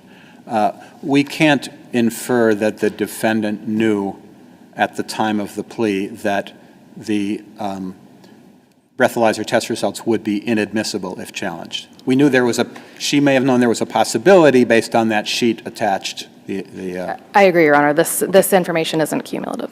Okay. So she does get some benefit from the, now she knows that that breath test would not have come in if challenged, and therefore we analyze her plea decision as if she had known that at the time. What would she have done? And has she shown a reasonable probability that she would have not accepted that plea agreement had she known? And yes, I agree. It's not cumulative. I don't think that factors in the Commonwealth's favor here. What do we do with the handheld breathalyzer, which I assume is not an ALCA test? So would that have come in at trial? And if it wouldn't have come in at trial, could the judge consider that as part of the defendant's calculus to plead? Even though it wouldn't be admissible, it might help her realize that she was really intoxicated? I believe that the preliminary breath test is also inadmissible at trial, and so I don't think that it can go towards the calculus of whether or not she would enter into a plea. I think it makes the preliminary breath test more of an investigatory tool for the police rather than something evidentiary that can be used against the defendant at trial. So I agree that should not have been considered here. Anything further, John? All right, no. Seeing no further questions? I'll rest my brief. Thank you. All right, we will take a 15-minute morning break, and we'll be back to hear the remaining 3 cases after that. All rise.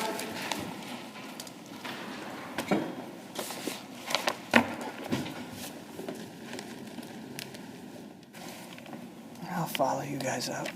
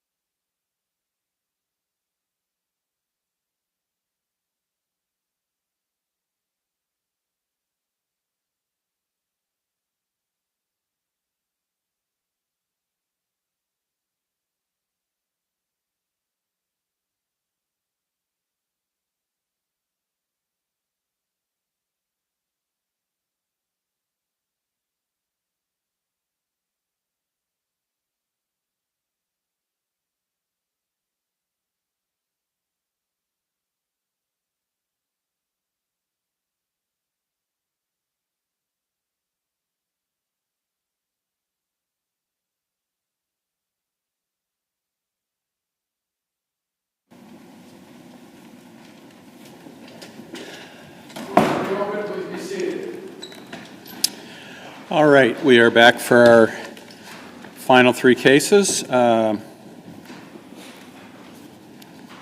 fourth case this morning is, I'm just turning to get the docket number here, 24P64, Department of Children and Families and Others versus the father. This is an impounded case. I'm sure you're all familiar. Let's not use any names or identifying information. And you'll be taking 15 minutes, as I understand it, and the appellees will be splitting their time evenly. All right, thank you. All right. Thank you. Good morning, Your Honors. Joan Altimore representing the father in this case. Father appeals from a February 8th, 2023 decision of the Springfield Juvenile Court terminating his parental rights to his two children, L and K. The mother filed a stipulation at the beginning on the first day of trial and agreed to the termination of her parental rights, and therefore she is not a party to this case. Father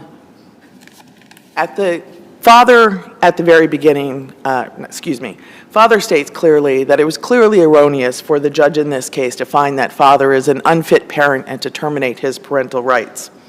Parental unfitness is determined by... So I'm clear. Clearly erroneous, I thought, is the standard for challenging the underlying factual findings, but the ultimate findings, which are really conclusions of law, are that he's unfit, that his, unfitness will last for the, foreseeable future, and that termination was in the best interest. So are you, when you talk about clearly erroneous, are you attacking particular subsidiary factual findings?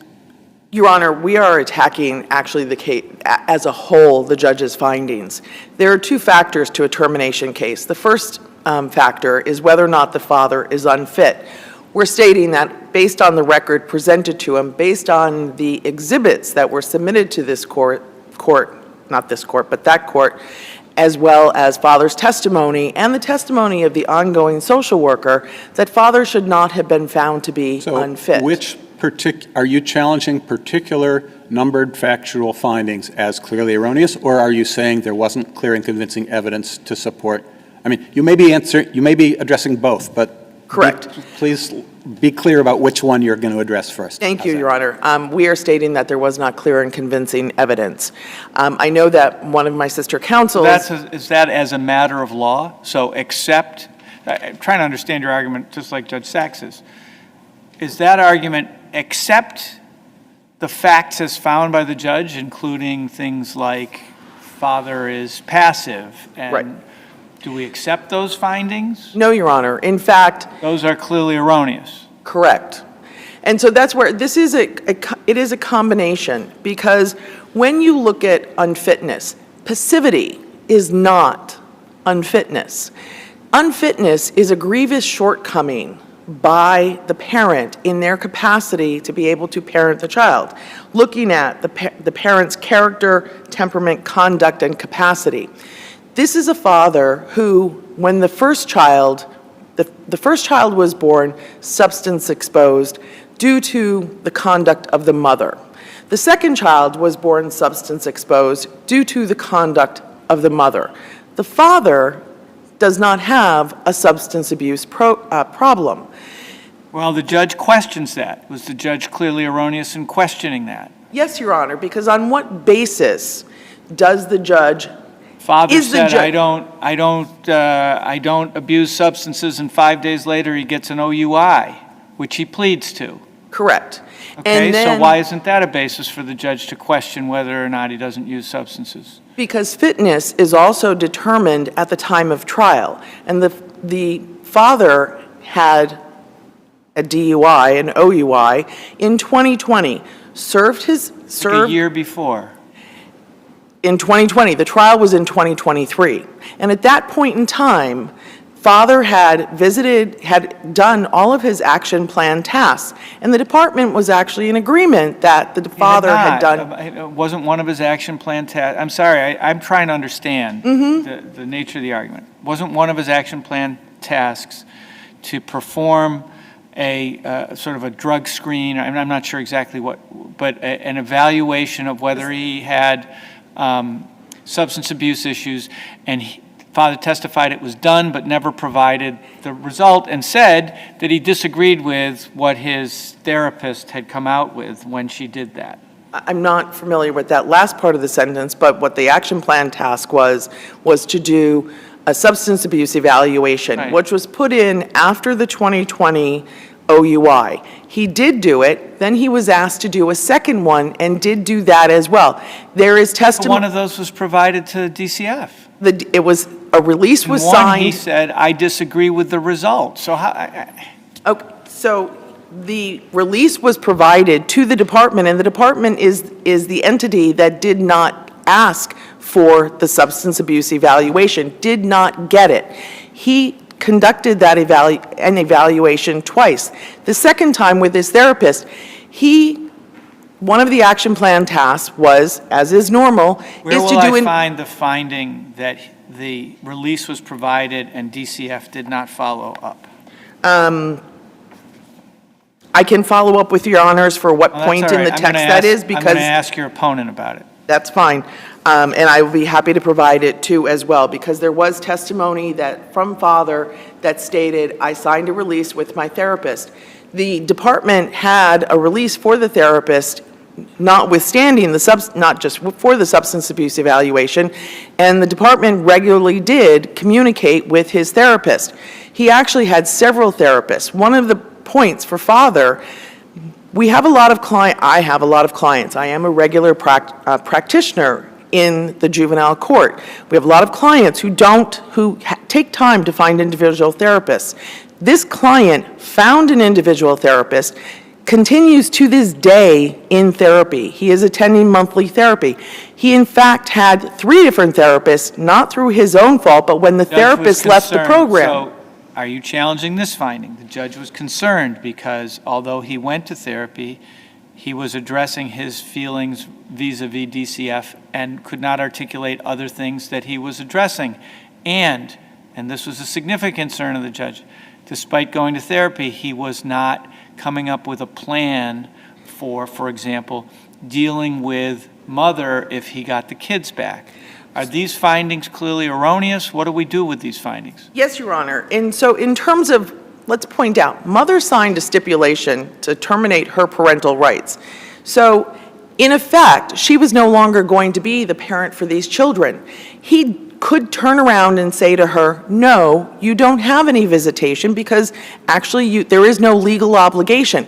The judge, in clearly erroneously, inferred that because mother lived in the same area as father, in the same county as father, that it's likely, not absolute, but likely that mother would try and see the children. But is that clear error for the judge to infer that? Yes. Or isn't it reasonable for the judge to say, do you have a plan for addressing that if it happens? But the father had... And the father had no plan. The father actually had a plan. It is in the testimony, and I'd love to be able to point to the exact spot. Father did say that he would not allow, that father had addressed whether or not mother would come, and that he did not want mother to be involved with these children. But at what point, Your Honors, does the father have to have an absolute set plan for every day of these children's lives? He visited with the children regularly. The judge recognized that there was a significant bond between the father and the child.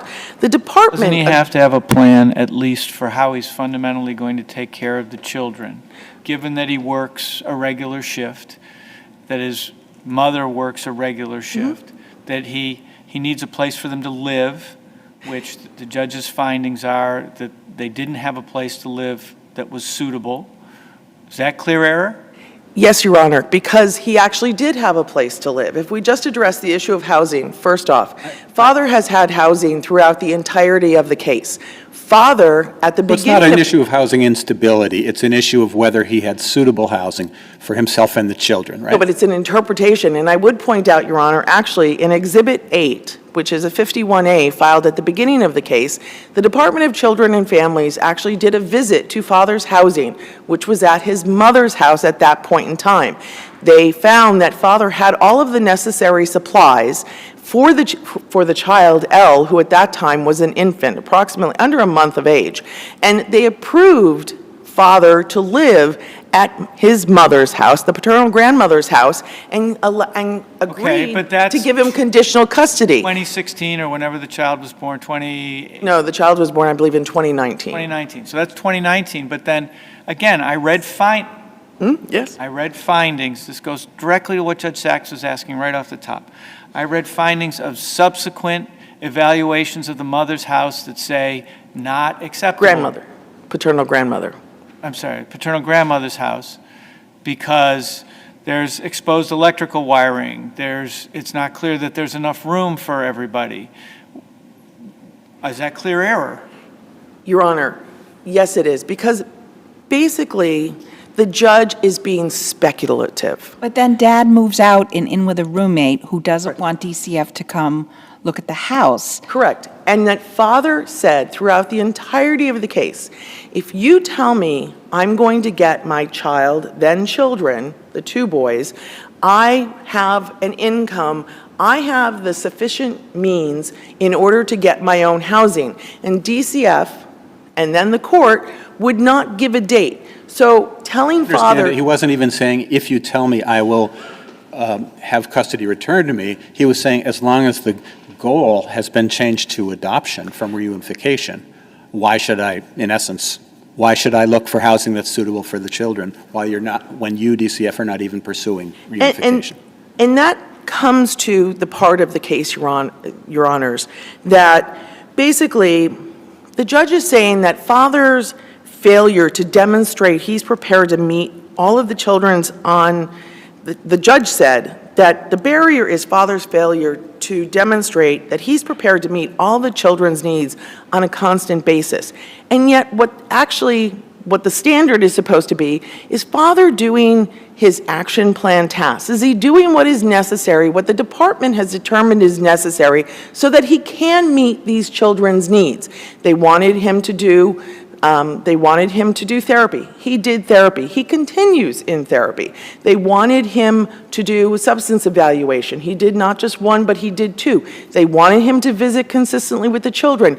There is no evidence anywhere in the record that father missed a visit or that the department either terminated or suspended a visit. In fact, the visits moved from in the office at the Department of Children and Families into the community for father. There is ample evidence from the ongoing social worker that her observation of father's conduct with the children during the course of these visits was appropriate, that he knew how to set barriers with them, he interacted with them, they greeted him with hugs and affection. So there was a finding that the social worker had said, well, she did say, and the judge found, that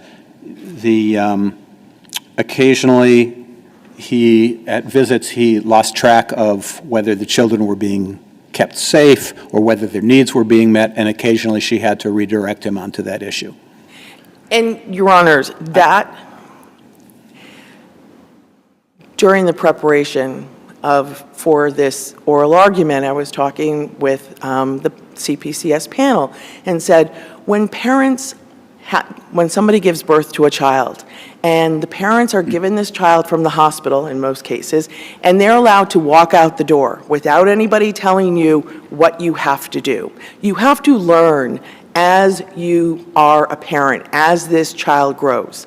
And so at what point in time is it wrong for the social worker to give advice to a parent? We know what the safety issue was? I mean, were they about to run into traffic, or might they have risked us getting a skinned knee? And that's part of the point, Your Honors, that in the course of the testimony, there is no evidence to show why the social worker had to not even redirect. So we don't know how serious the issues were on which she had to direct him to pay attention. And I would point out, throughout the entirety of the case, during the entirety of the visits, there was no 51A filed such that they felt that the parent had endangered the child. In fact, what is consistent through this case is the recognition by the department in both the family assessments, which there are approximately, I believe, maybe even 10 family assessments in the exhibits, in the foster care reviews, which occur every 6 months. Your time is limited, and I have a couple questions, so. Thank you. Okay. What is your point about the number of strengths, 13 strengths and 10 not applicables and 2 areas of need? Is that the point you were about to make?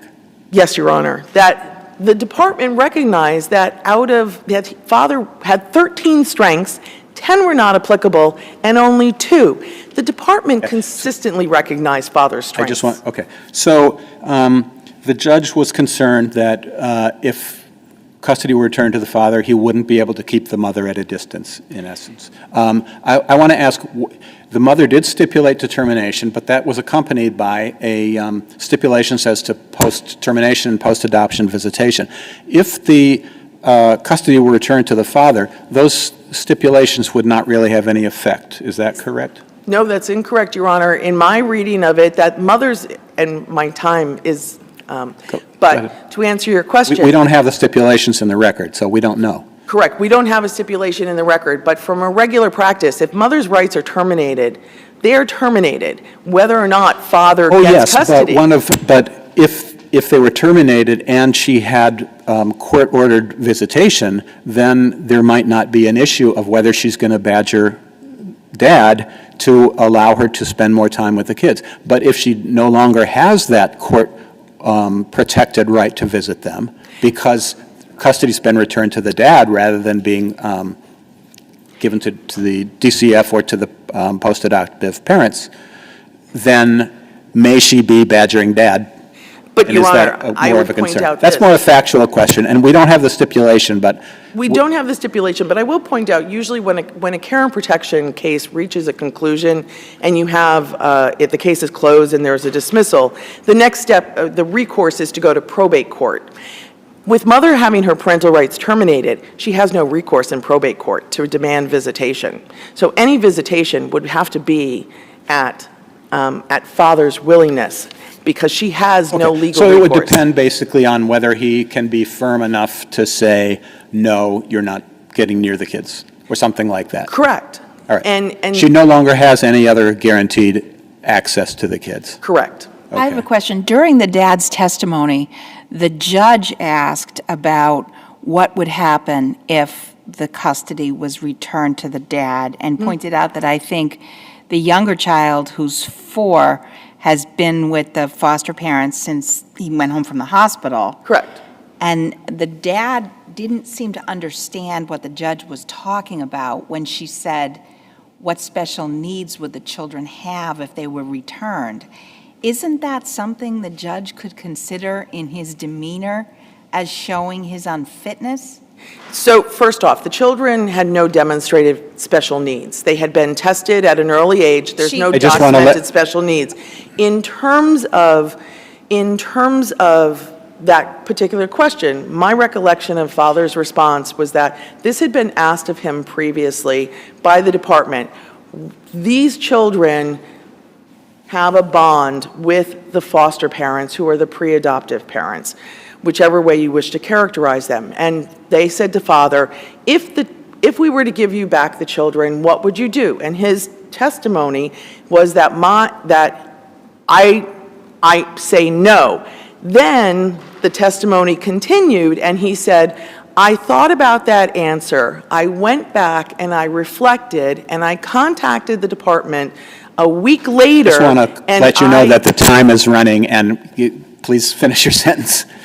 I realize that my children do have this bond, and so I do want to make arrangements to not have them lose that bond. So I will make arrangements for there to be regular visitation, time on the weekends, and even overnight visitation. So he's opening his heart to understand what his children want and need. All right. Thank you. We have to have one more question. Another Along- line of questioning. Along the lines of what the father can and can't be held responsible for. Both the children were born. Both the children were born with drugs in them. And that's neglect by the mother. Correct. Why isn't it also chargeable to the father, who was apparently present for both births? Correct. But that's the beginning of a care and protection case. The point of a care and protection case is to ensure that the children are no longer subject to abuse or neglect. And to get to that point, corrections have to be made, actions have to be taken, and things have to be learned. And that's why there is the creation of an action Saying plan. it's stale or it's dated. And that's why you went to services. But then you have the judges finding that the services haven't changed him sufficiently. That's the judge's interpretation, and yet the department recognized that father had actually grown. That's clear error. That finding that the services had not significantly affected father is clear error in your view, based Yes. on the testimony of the social worker. Yes. At what point does a parent become fit? It's an amorphous, there's no set bar. The bar All right, here. we need to finish up. Thank you. Thank you. All right, we'll hear from the department.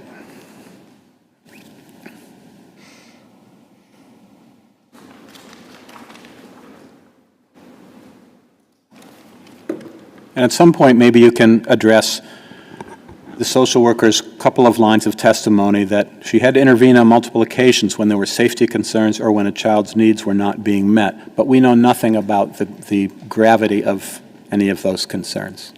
How can that be clear and convincing evidence of his unfitness? Yes, Your Honor. Good morning, Your Honors. Claire Gilchrist on behalf of the Department of Children and Families.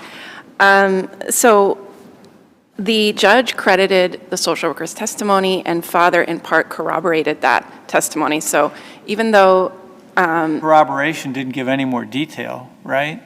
Yeah, sometimes I had to, they would interrupt me and get me to, pay attention or something like that.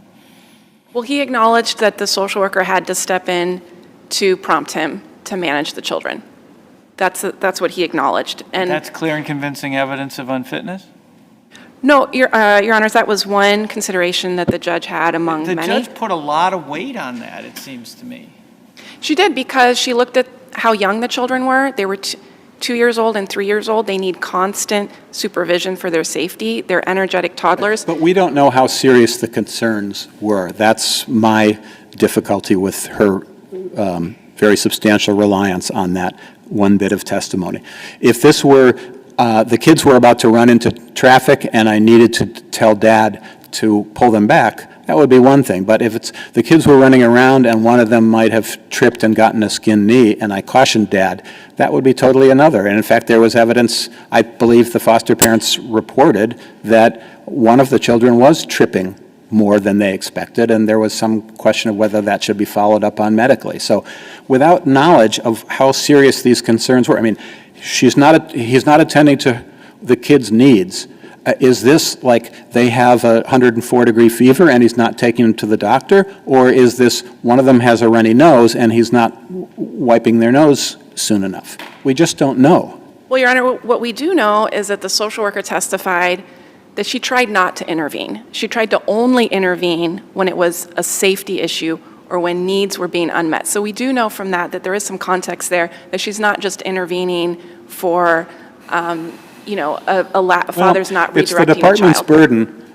It's the department's burden here. So I don't know that we necessarily draw that inference in favor of the department when the burden is clear and convincing evidence. I mean, Is it I'm not an saying the inference when judge's she's finding that the social worker said that is erroneous, but I'm saying how much weight can that get in the clear and convincing analysis without knowing what it's about? Well, Your Honor, the social worker testifying on what circumstances she intervened, that's not an inference, that's her actual statement of Yeah, she when tried she not would- to. Yeah, she tried It to could let be him just parent. overbearing. I'm sorry? We don't know. What I think Judge Sachs is getting at is from what is in evidence, we don't know whether she's just being overbearing and commenting that she had to intervene from time to time because Dad was willing to let the kids roughhouse a little bit more than she might be willing to let them roughhouse, or whether it was something truly serious. Well, I think that is the issue that the social worker, she was asked, and how does Dad react? And she says he doesn't usually acknowledge it. So whether or not the social worker was saying the kid has a runny nose or the kid has 105 fever, either way, if the dad doesn't acknowledge it, isn't that the passivity problem? Yes, Your Honor, there's a passivity problem there, and also Dad's own words where he's not saying the social worker, did step in. He's acknowledging that she did have to step in at times. So I think that's an important distinction there. And certainly, the judge was taking the word, the plain meaning of the word safe. Dad's actual testimony, the father's actual testimony in front of you? I'm sorry, Your Honor? Do you have the actual, I'm sorry, do you have the actual testimony in front of you? Can you read it? If you don't worry, I'll look it up. I believe I do. I took it down. So that it was page 58 of the transcript,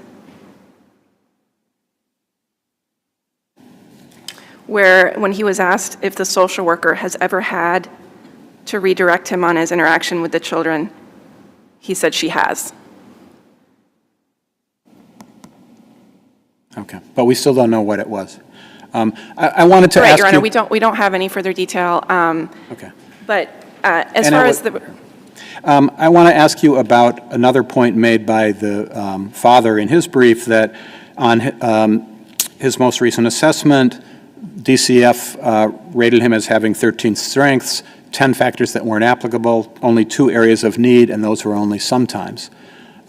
You say in your brief, the judge didn't deal with that at all, that I can see. You say in your brief that this was based on a period when the mom and the dad were having joint visits, and the mom was doing most of the parenting. But I looked at the assessment of the mom from that same document, the same period in May through November of 22, and she gets only 3 strengths, 18 not applicables, 3 needs, and 3 high needs. So your suggested explanation that she was doing most of the parenting so it was easy for him to look good doesn't seem to be borne out by the assessment itself. So I don't see, where there's that very positive assessment of the father, again, it raises a question about whether the evidence is clear and convincing. Your Honor, so to your first point, the judge does acknowledge that the department has found some strengths in father's parenting. She has a finding I think she has multiple findings, in fact, concerning that. I saw she said there was some inconsistent improvement, tracking what the social worker had said. So I think if we look at its finding number 27, which is page 63 of the record appendix, the department even indicated that father has shown signs of improvement in areas of parenting. So that would be the evaluation there when we're talking about different areas of parenting. In terms of, whether mother was present for all those visits, father testified that So that it's that one sentence that you just read that is how the judge acknowledges apparently the father's very favorable scores on this assessment of parenting abilities. Well, the judge is weighing the evidence, and there's evidence against what this assessment says, which is the social worker's direct observation of father during visits versus a document that was prepared by another social worker 8 months before trial at a time when evidence from her there were... direct observation during visits. I'm just going to stop you 1 sec and ask maybe if we can stop the clock. We have a noise, like an electronic noise somewhere. Not sure if it's in the courtroom or outside, but... I apologize, Your Honor. No problem.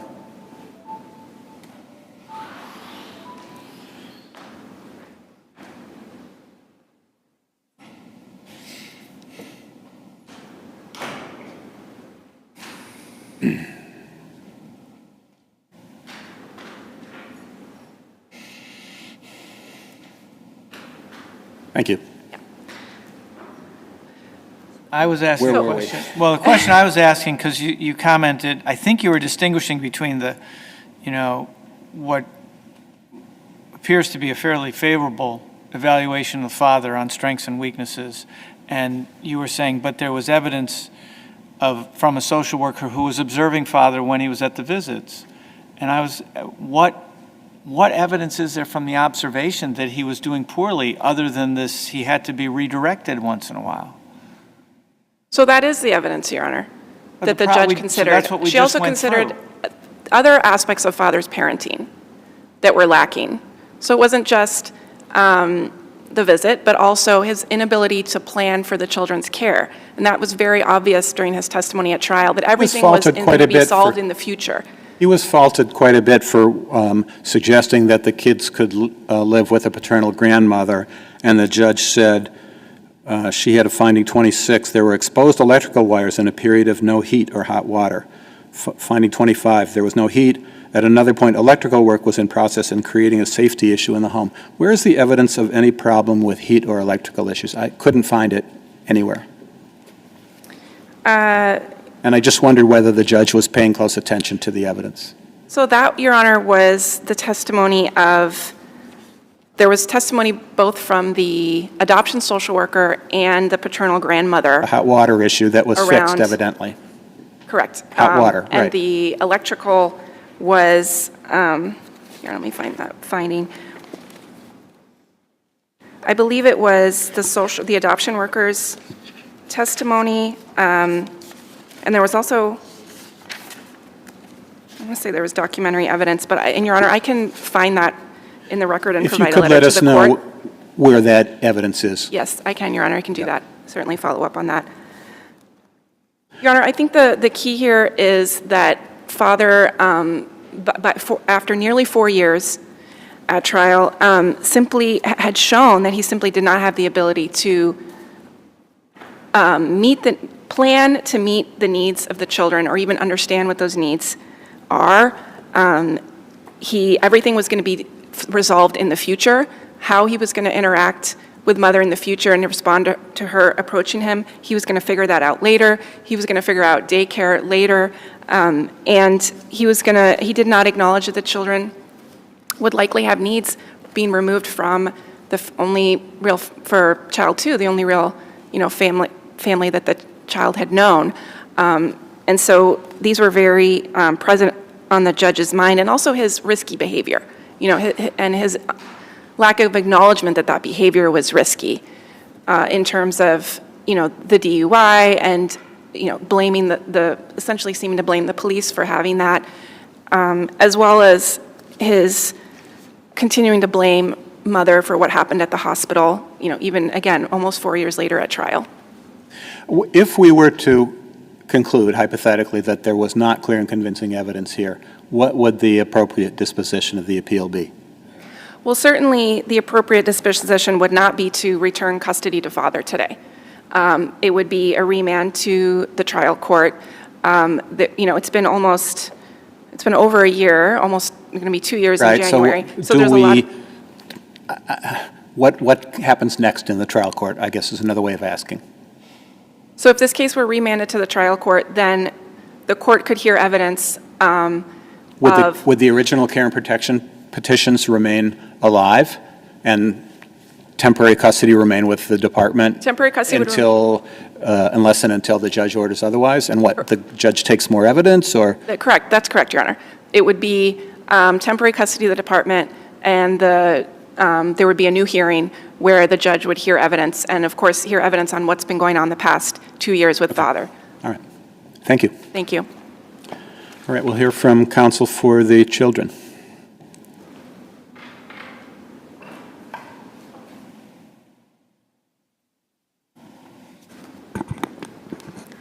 May it please the court, I'm Sherry Krasner on behalf of the children.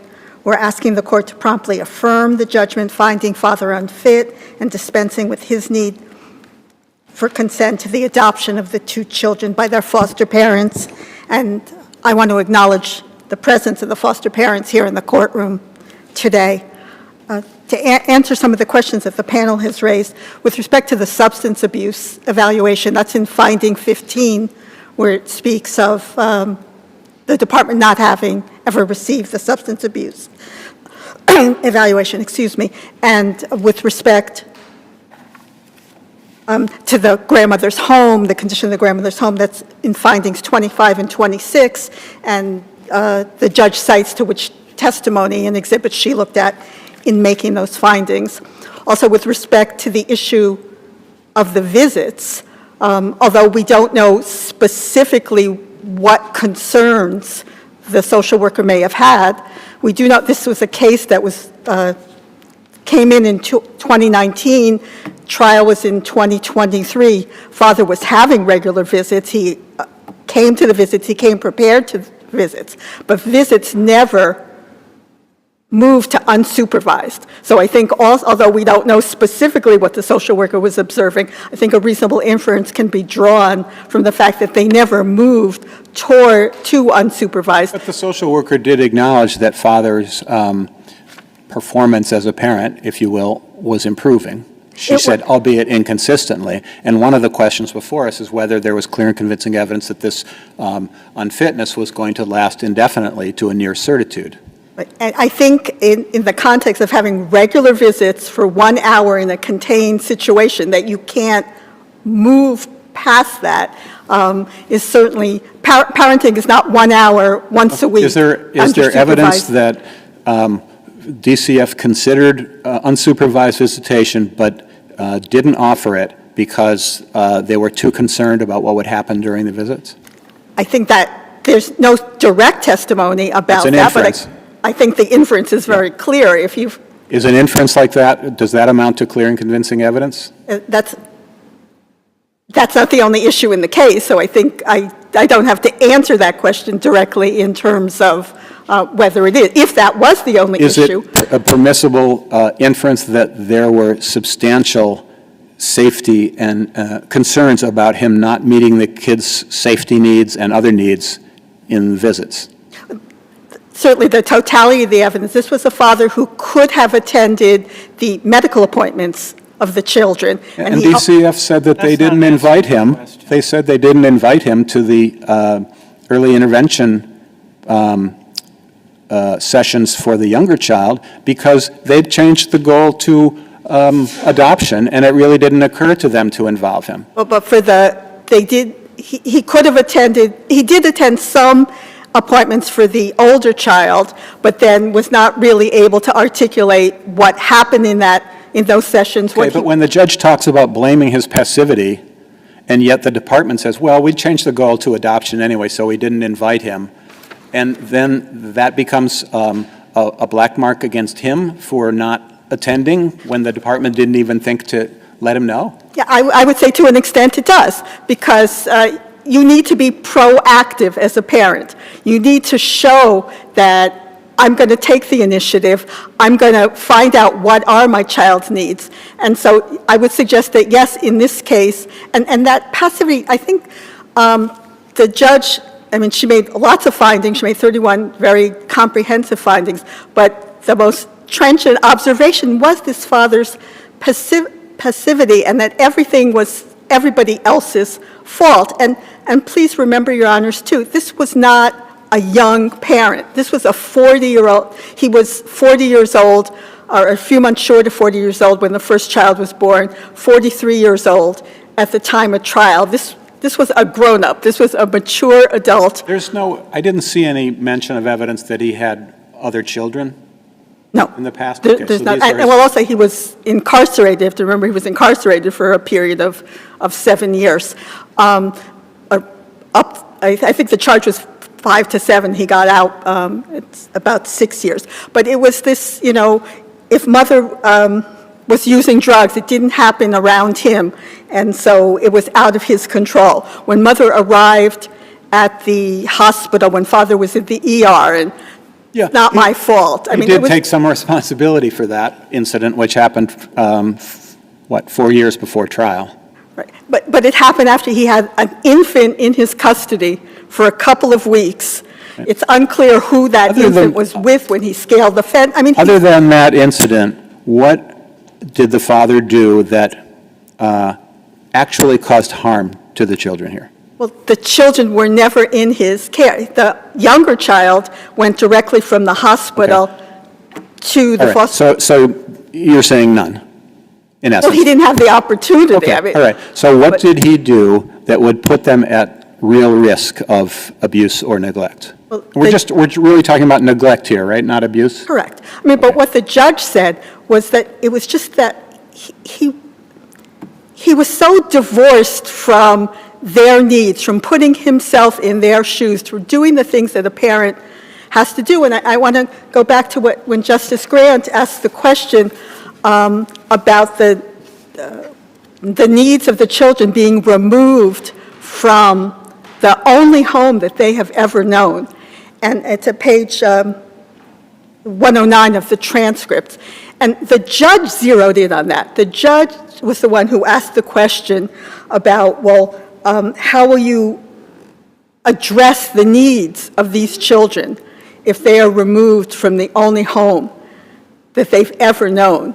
And he said, well, I don't think they'll have any special needs. And that inability to put yourself in the shoes of your child, to look at the world from their perspective. Okay. But then he comes back and says, I've thought about it. I think that they will want to have and maybe will benefit from ongoing contact with the pre-adoptive parents. And I'm willing to consider that. Respectfully, Your Honor, I think you have that backwards. I think he talked about those things he would do before the judge asked the question. So he agreed, okay, I'll let them. Was it an issue of terminology that he thought the needs they would have as a result of being separated from them were the special needs, like a need for, a particular, or an IEP, or? Respectfully, I don't think this father, through the rest of his testimony, showed that sort of sophistication. I mean, the judge was asking about, these children aren't going to be in the home, theoretically, are not going to be in the home in which they have lived their entire lives with the people that they call mom and dad. And he's, there's not much to it. The judge invoked Factor 7, which calls for, which depends on there being a likelihood of serious psychological harm. The judge didn't really address that with any specificity. What basis does the judge have for saying that there would be a likelihood of serious psychological harm if they were removed? I think to remove children from the only home in which they have ever lived, so that I certainly think you can infer that bonding with those parents has occurred. Yes. And it was not the only factor. She found 7 of the mandatory. But I'm focused on this particular one at the moment. And the case, but the case law does not require her to make those specific findings unless that is the only factor upon which she is hanging her determination of the statutory factors. And that's adoption of Daniel and adoption of Larry. So that was just but one of the factors upon which. I have one question. You pointed us to finding 15, which has to do with the substance abuse evaluations. Your opponent says, he gave a release, but the department never followed up. There's no mention of that in finding 15. What do you say to what your opponent says on that? I mean, it says that the department didn't receive the report. So that becomes his fault.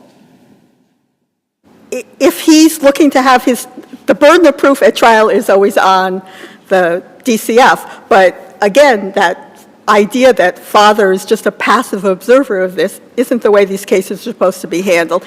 He should. Do you have that report? And he didn't follow through on that. And Thank you. Panel has no other questions. I'll rest on my brief. Thank you very much. Thank you very much. Thanks to all of you. Very challenging and difficult case.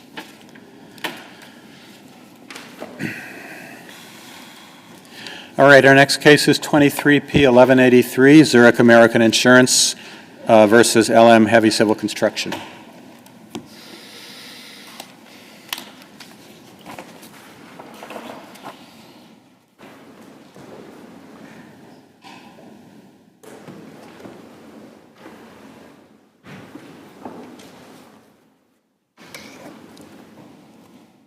Mr. Tyne. Good afternoon, Your Honors. Andrew Tyne for the defendant appellant LM Heavy Civil Construction, LLC. The underlying matter concerns a surety case, surety's claims against a contractor, my client, for alleged default on surety bonds. My client responded to the surety's complaint, hired counsel Todd & Weld. Todd & Weld defended this matter, responding to every pleading, up until the point that they made a decision to withdraw, which was communicated to my client as being final as of November 20th, 2022. So there wasn't, as I read your papers, there wasn't a failure to plead. Correct, Your Honor. There was not a failure to plead. Was there a failure to otherwise defend? I don't believe so, Your Honor. From the case law that's cited in my papers, I don't believe that a failure to have counsel equates to a failure to not defend or to not respond to pleadings. So in essence, you're saying 55A didn't apply? Correct, Your Honor. You make that argument below? I didn't hear, Your Honor. Did you make the argument? I did, Your Honor. 55A was not met by the circumstances here in the trial court? Yes, Your Honor. Where did you make it? Because I couldn't find it. I saw references to not following 9A or following 9C. I did not see that argument made to the trial court, and I think the first time that I saw the argument was not even in your principal brief to this court, but in your reply brief. See, I believe it was in my motion to remove the default, Your Honor, because Well, there are three of those. Can you tell me which one? I think all of them, Your Honor, because raising 9A and 9C, the argument was that it had to be a motion to remove the default as opposed to a request under 55A. So therefore, that argument is really one and the same, that it had to be a motion, not a request. Respectfully, counsel, I'm not sure I agree with that. Saying, hey, they didn't follow 9A, they had to follow this process where they had to send it to me first. Of course, it's not you because there's no lawyer at the time. Instead of saying 55A doesn't apply. The reason it doesn't apply is because you have to meet this language and you can't meet it in these circumstances. That argument is not in the pleadings, is it?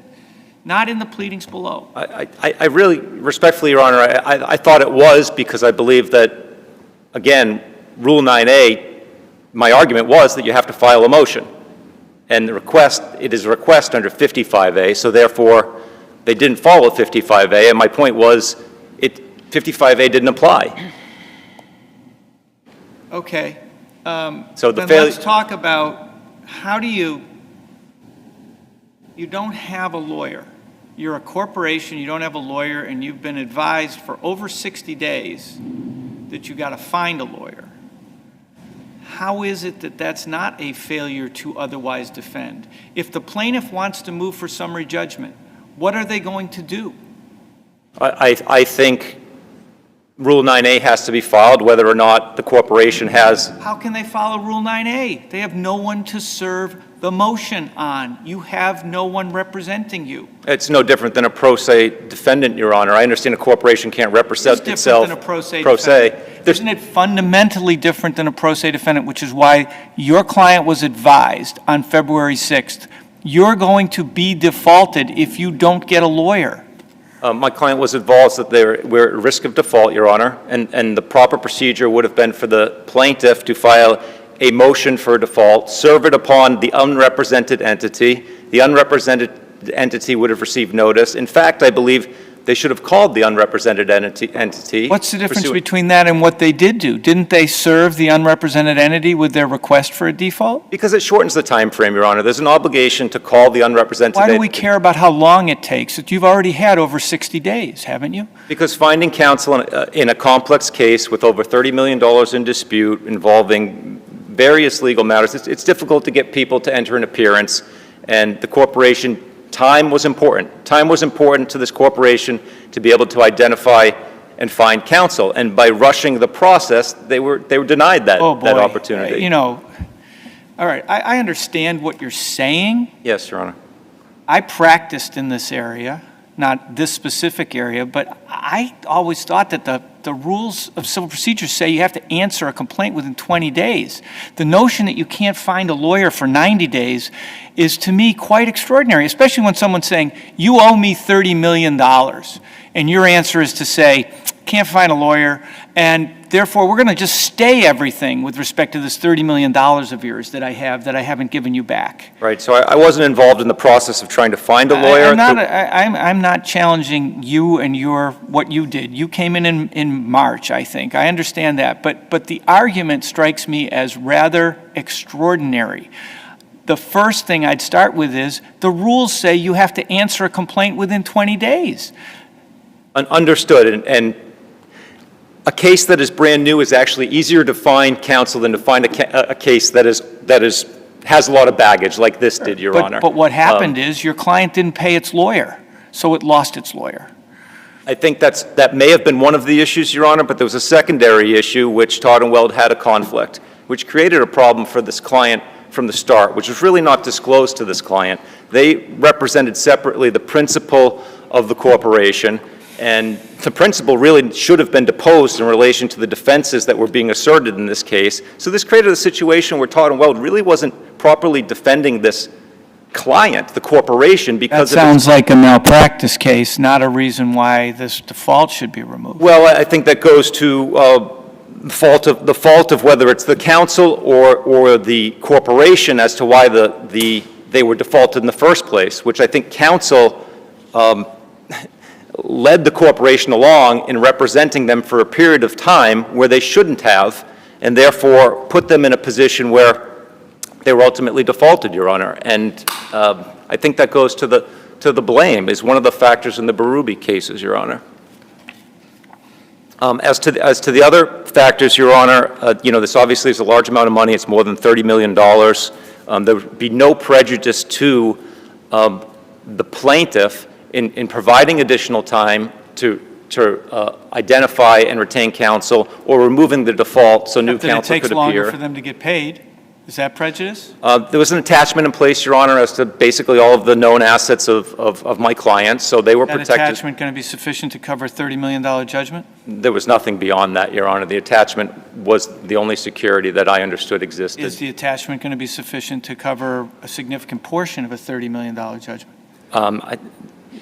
I don't think it's a significant portion. I think it was around $1 million or less, Your Honor, so I don't think it's a significant portion, Your Honor. So why isn't there prejudice from the fact that it's taking longer to move along a case where someone needs to get paid? I don't think prejudice is 30, 60, even 90 days in a case, Your Honor, where there's security in place to the full extent available of the assets of the corporation. I think the plaintiff, again, rushing this along, put my client in a more difficult position than it already was in trying to retain counsel because of the complexity of this case. And, cases of this nature, which are older and complex, it's difficult to get attorneys to appear in them. So it's not the same as getting an attorney up front in a case where there's a short answer period. As to the other factors, Your Honor, I did file a motion to amend the complaint. I provided detailed factual allegations in that first amended complaint with documents attached thereto to support those allegations, mainly arguing that the surety was asserting control over this corporation, which was inappropriate. They were using their leverage, their financial leverage, over the employees of the corporation and enticing them to act in the best interest of the surety as opposed to the principal, and not protecting the principal as a result. And I think those counterclaims, as alleged, have validity. And the problem with this case in terms of not being able to submit an affidavit is that the principals, as alleged in the counterclaim, are really part of the wrongful conduct with the surety working together because they had an interest which was different than the corporation. And as a result, there's no way my client could submit affidavits, Your Honor. You're making the argument about whether or not you had reasonable defenses shown, right? Yes, Your Honor. I'm reading now from your last motion for relief from default, which on this subject of whether you raised the question of compliance with 55A, this is what it says. Plaintiffs did not serve the request seeking default pursuant to Rule 9A as a motion. which was appropriate given LMH had appeared, answered, and otherwise defended, but simply lacked counsel at that point in time. Plaintiff also made no effort to satisfy Rule 9C. So is it this sentence that I just read to you is the one that you think alerts the court to the applicability of 55A under the circumstances? I think so, Your Honor, because they had to serve it as a motion and not as a request for default. Even if they'd served it as a motion, that would have gotten you until late February, I think. It would have extended the time frame, yes, Your Honor. 10 or 13 days. But counsel didn't appear until mid to late March. So did the failure to follow Rule 9A actually result in prejudice?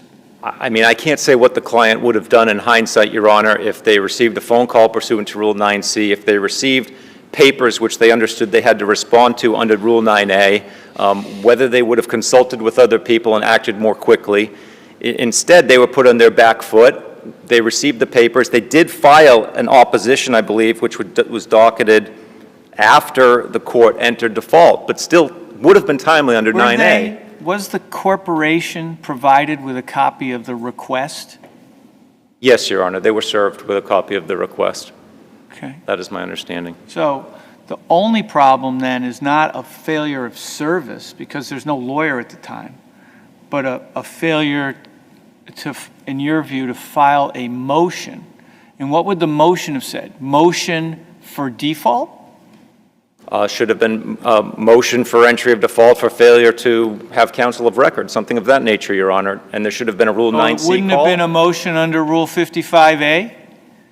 I don't, 55A is to be directed to the clerk, Your Honor. It's a request for default for failure to plead. The order to enter the default was made by the judge here. That's his signature. Yes. So wherever a request under 55A should be directed, in fact, it was ruled on by the judge here. Understood, and I believe What it was... authority is there to grant the motion for default other than Rule 55? I believe it's Rule 55B as opposed to Rule 55A, Your Honor. And I believe it should have been a motion. And I believe when it wasn't served under Rule 9A, the trial judge should have rejected it for failure to comply with Rule 9A. Difference between 55A and 55B. I'm sorry, I wish I had the rule in front of me, but I don't. 55B is judgment. 55A is just the default. So he didn't enter judgment before there was a motion for damages and a hearing and so forth. But under 55A, a request can only be directed to the clerk under certain circumstances for entry of default, whereas it's unclear in that rule what procedure is to be followed where there's a lack of counsel, although I believe the case law makes it clear that my client didn't fail to defend or fail to respond to pleadings, and That's therefore... true, then there's no provision in the rules to allow you to file a motion for default. So I'm trying to understand how you want us to construe the rules. If the clerk cannot enter the default, then a motion needs to be filed. And Where there's does only it say certain that? Where does it say that? It's in Rule 55A. It says under what circumstances a request can be made to the clerk. And then there's case law construing it, which is in my brief, which indicates it's only under circumstances where there's a failure to plead or defend. So where Rule 55B2 says, in all other cases, the party entitled to a judgment by default shall apply to the court, therefore, are you saying that because this was a request, it should have been a motion, and that's what apply means? I think it should have been a motion because a request for default can only be utilized where a party fails to respond to a pleading. When you say there are cases that help you on this question of otherwise defend, I saw that you cited them, but remind me, are there Massachusetts cases on that subject? What are we I citing? think you cited the Curley case from Massachusetts. I cited Nickerson v. Flynn Morris. That's for Rule 9A. As to Curley Customs says the words otherwise defend refer to filings such as a motion to dismiss that defer the requirement to plead to the claim for relief. yes, Your Honor. If a party has counsel, a defendant has counsel, but then loses counsel for whatever reason and doesn't have counsel for some extended period of time, what is the plaintiff's remedy? Is it a default? Is it the conducting of a trial to determine liability as well as damages? What is the court supposed to do in that situation? I think the plaintiff should have filed a motion for entry of default for failure to. Well, but you're saying that this was not a proper situation for a default because you hadn't failed to plead or otherwise defend. No, so no. If 55A isn't applicable, what is? I was saying it's not a proper situation for a request because a request avoids 9A and Rule 9C. So if your argument is that if this had been done as a motion, it would have been permissible? Procedurally, yes, Your Honor. And then the question would have been, should the default have been removed? You cite no case and no rule provision that is consistent with that position, right? You can't cite us to a provision of the rules unless it's the one that Judge Grant just read, which doesn't say you need to file a motion, or a case that says, okay, when you don't have counsel, the way you get a default is. There's not a case that I could find that speaks to when you don't have counsel, this is how you get a default, Your Honor. What I found is that to obtain a default, if it can't be directed to the clerk, it needs to be by motion, was my understanding from the case law that I read. And you can only direct it to the clerk pursuant to a request or avoid 9A and 9C. Can we just leave us, avoid 9A and 9C always bugs me because I'm like, who am I going to serve? I got nobody to serve. How can I do a conference under 9C? I can't call the other side because they don't have a lawyer. I think there's still an obligation to comply with Rule 9A, Your Honor. Okay. All right. Seeing no further questions? Thank you. We'll leave it there. Thank you.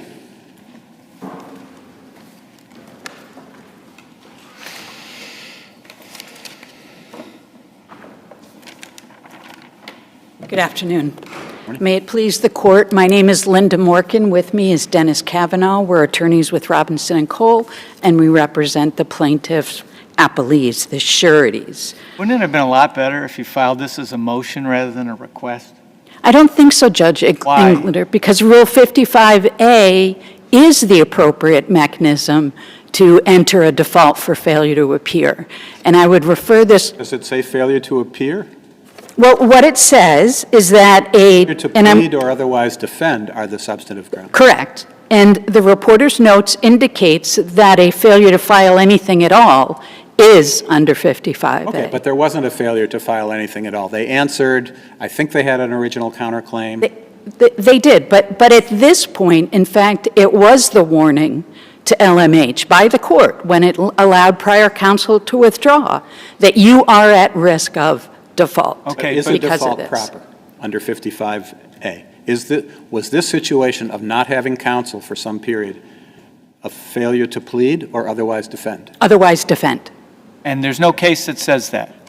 Two points, Judge Englander. First, the National Grange versus Walsh case, which we cite in our brief, is a case where it was a 55A default followed by a default judgment under 55B. That is the way this is supposed to work. What's the site? It's at page 24 to 25 in our brief. And what were the facts there that led to the default? It was a failure to appear. And then a default judgment. A failure to appear before, and was anything filed? Was any pleading filed or motion to dismiss or other? That I'm not familiar with that detail of the case. That's kind of a key distinction, isn't it? Well, the Curley case does say the words otherwise defend refer to filings such as a motion to dismiss that defer the requirement to plead. True, but. So if you don't plead and you don't file a motion that defers the requirement to plead, like a motion to dismiss, if you do either of those things, then it doesn't seem like 55A is applicable. Curley is in a posit because it's not a failure to appear case. It is a true failure to defend case, a failure to respond to a motion. That's why I cite you in the direction of the National Grange case, because that is one where this court approved of a default judgment following a default for the failure to have an appearance on file, whether it was an initial or a substitute. I don't know that this court would want to make any differentiation on that basis. The idea that I think the justices appreciate. No answer or appearance was filed on behalf of the defendant. I'm reading now from National Granger. Yes. Well, no answer is a failure to plead. Well, but there wouldn't. In the plain language. Could not be an answer unless there's an appearance. Which ties. Yes, there could. In our case, there's an answer. There's actually discovery. There's all kinds of stuff that happens. The question, I mean, look, the National Granger doesn't answer the question, it seems to me. It answers the obvious point that if you don't answer at the beginning of a case, then 55A is appropriate.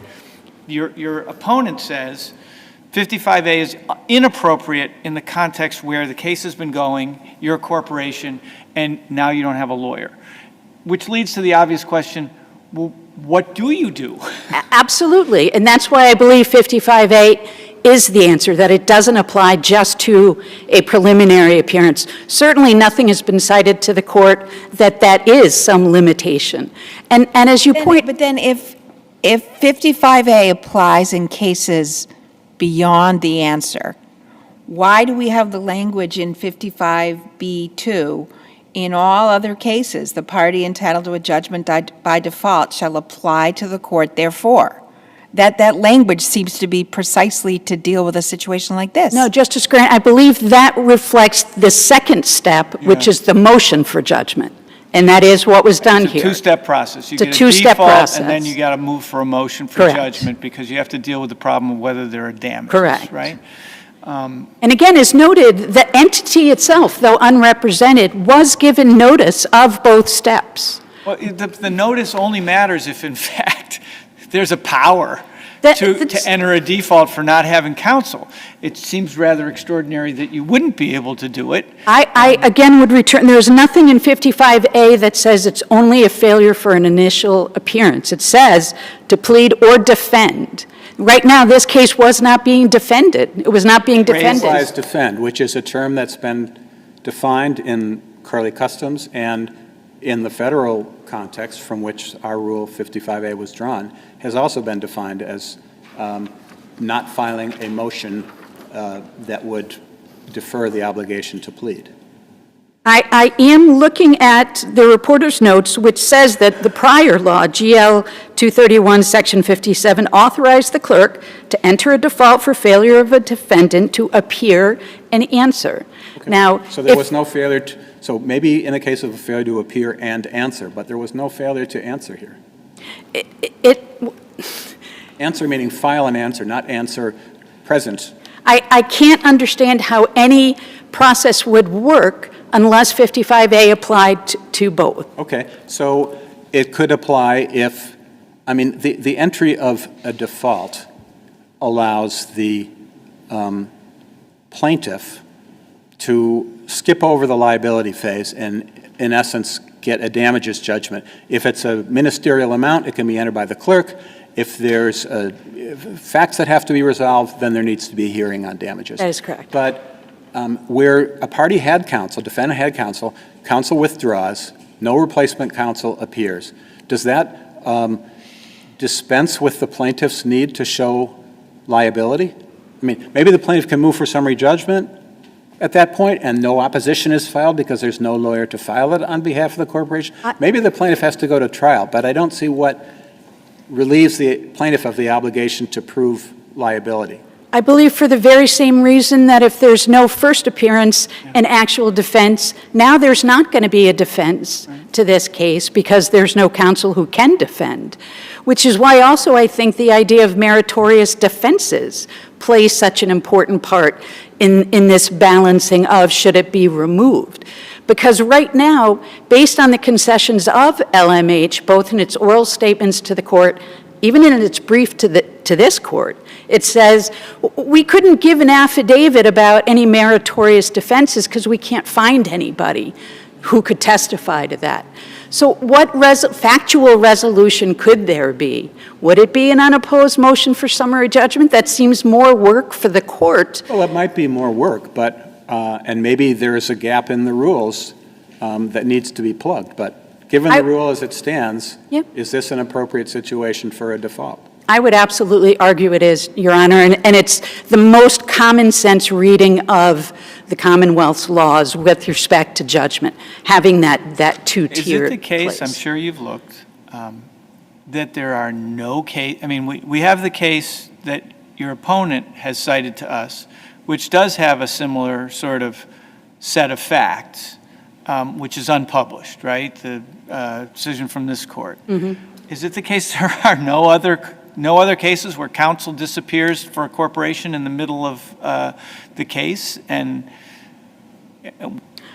not where don't have such a case? Wright and Miller haven't told us not what the where the federal rules say? defendant, right, where the defendant then said that okay, now we're all in a freeze frame, that there is no way to proceed. No, the defendant can move for summary judgment, or say, not the defendant, the plaintiff, your client, can say, let's go to trial, or I've got a summary judgment motion here, and look, I served it 2 weeks ago, we have no opposition from counsel, as is required for a corporation, so, at least enter summary judgment on liability, and then we can have a hearing on damages if we need one. Isn't that the proper way to proceed? I don't believe that's the proper way, Judge. I'm going to continue to say I believe that reading 55A to allow for any failure of appearance if it's a corporate defendant, to allow then to go to the second step, which is the judgment. The hypothetical that Judge Sachs has just asked posits a filing of a motion that one knows will not be responded to, cannot be responded to as a matter of law. Unless the party gets counsel, which the LMH heavy did. LM heavy. Right, and which is what happened in this case as well, is that once the default was granted and the motion for judgment on that default, then counsel appeared, and it became an entirely different. But I just want to, before my time is up, reach back to the first question you asked, Justice Englander, which is with respect to preservation. At no point was the trial court given the opportunity to talk about this precise issue that we have just been spending the last 20, 30 minutes talking about. So for it not to be preserved properly, give the trial court a chance to weigh whether, in fact, the procedure was correct before appealing it to this court isn't the best way. The last thing I just wanted to add is counsel did refer to the fact that there were detailed factual allegations What he did say, can we just go back? I understand your point, and it has a lot of power, at least for me. But what the motion, the renewed motion did say is 55A is the wrong vehicle. You shouldn't have done this by request. And there was an opportunity for you to file a motion at that point. There's a slight gloss there, Your Honor, which is he didn't say 55A was the incorrect vehicle or a request because it doesn't apply.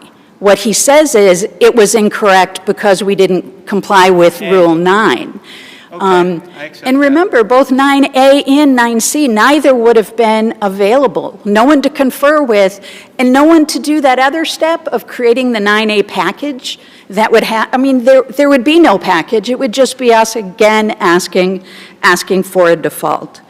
Just the last point I wanted to make is with respect to the nature of the submissions by the defendant in this case. Yes, there were very detailed factual allegations. Yes, as counsel said, numerous documents accompanied the motion to remove. None of those documents were authenticated in any respect. There was no affidavit from anyone attesting to... Anything that told you what to do with the documents? I had a hard time. Some weren't even... There's a bunch of documents. Was it up to the court to try to match the documents to the allegations in the complaint? Is that the idea? Absolutely, and some were not even in English. And certainly there was no context for the court to say that there is a basis based on these allegations and documents for me to find a meritorious defense in this action. If I understand where that argument fits in, it's even if the default was even if 55A was a proper vehicle to enter a default, or assuming it was, there's no abuse of discretion in not removing the default because there was a failure to show meritorious claims or defenses.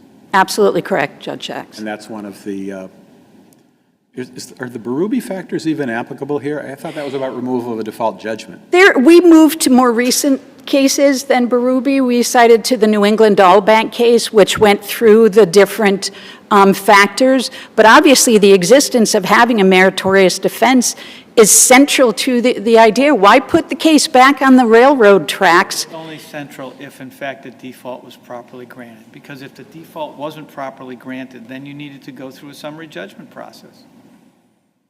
It's only central if the default was properly granted. Then this court would have to hold that it's only the failure to file an initial appearance that would allow a default followed by a default judgment. There's no case that says that. It's a pretty big step. All right, if there's no other questions, I'll rest on my brief. Thank you. Thank you. Thank you to both counsel. And our final case of the day is number 23P386, Jane Doe number 300581 versus Sex Offender Registry Board.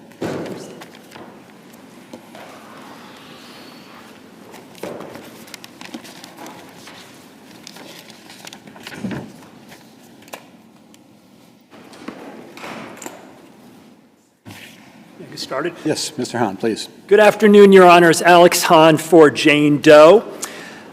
This is a significant and I think somewhat concerning case, and it kind of raises basic questions about these prosaic sort of civil procedure things that we've heard about in the last case. Do the principles... I don't know if they were that prosaic. I think Rule 55's been around for a long time. It's amazing to me nobody knows the answer.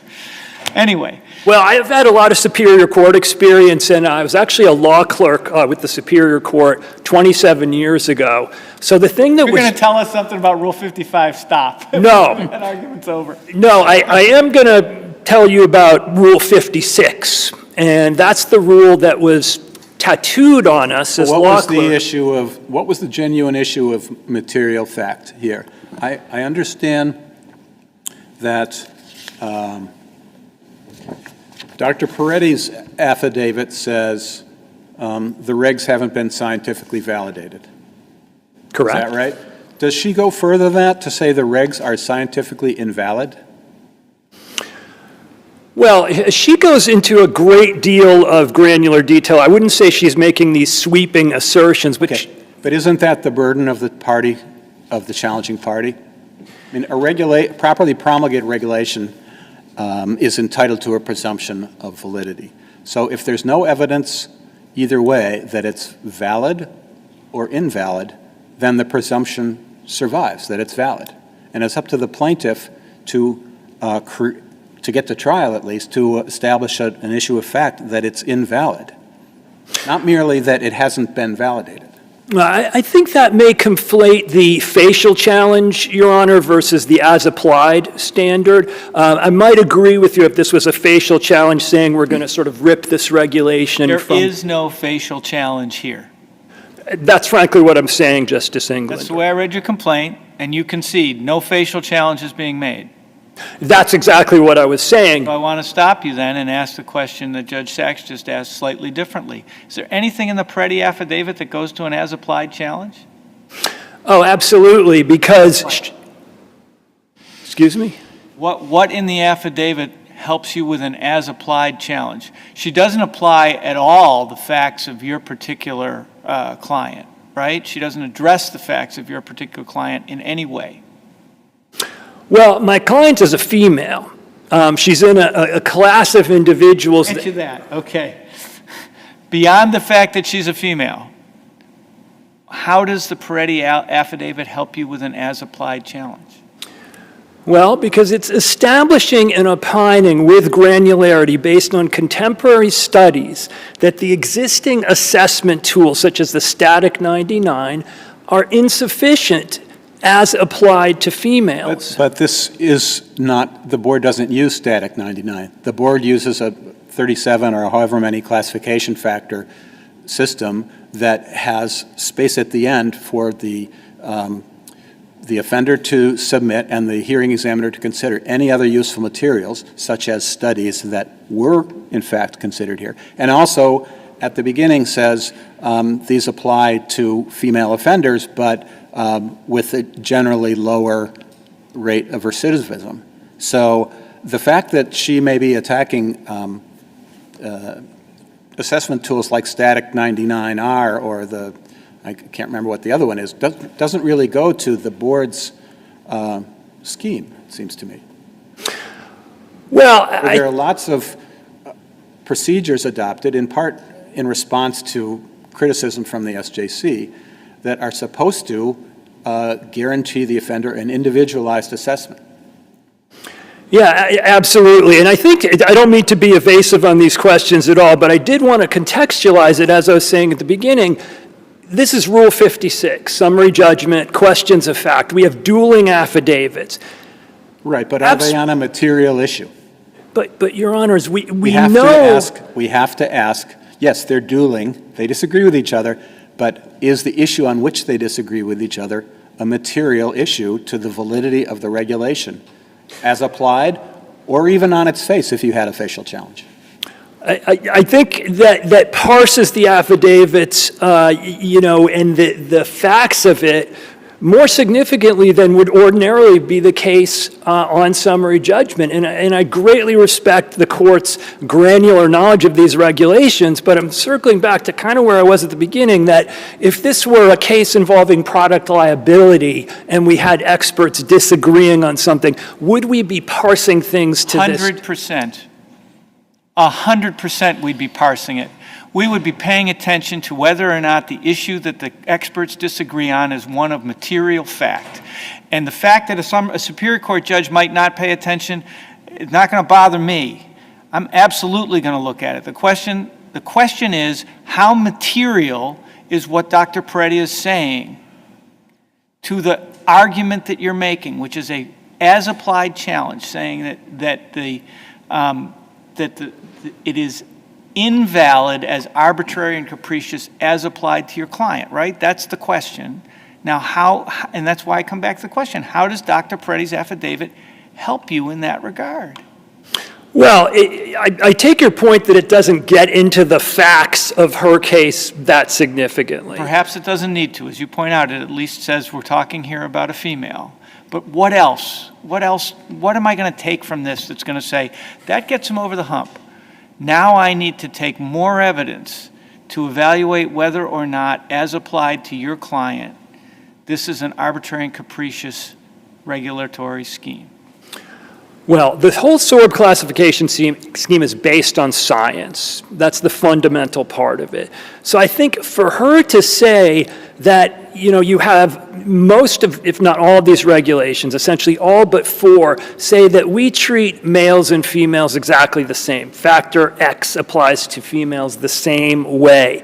That she's saying... Except that we already have a thumb on the scale, which is part of the regulations, which says we have to understand that if it's a female, there's going to be less likelihood of recidivism generally, right? So even when we look at all these factors, we're still got a thumb on the scale.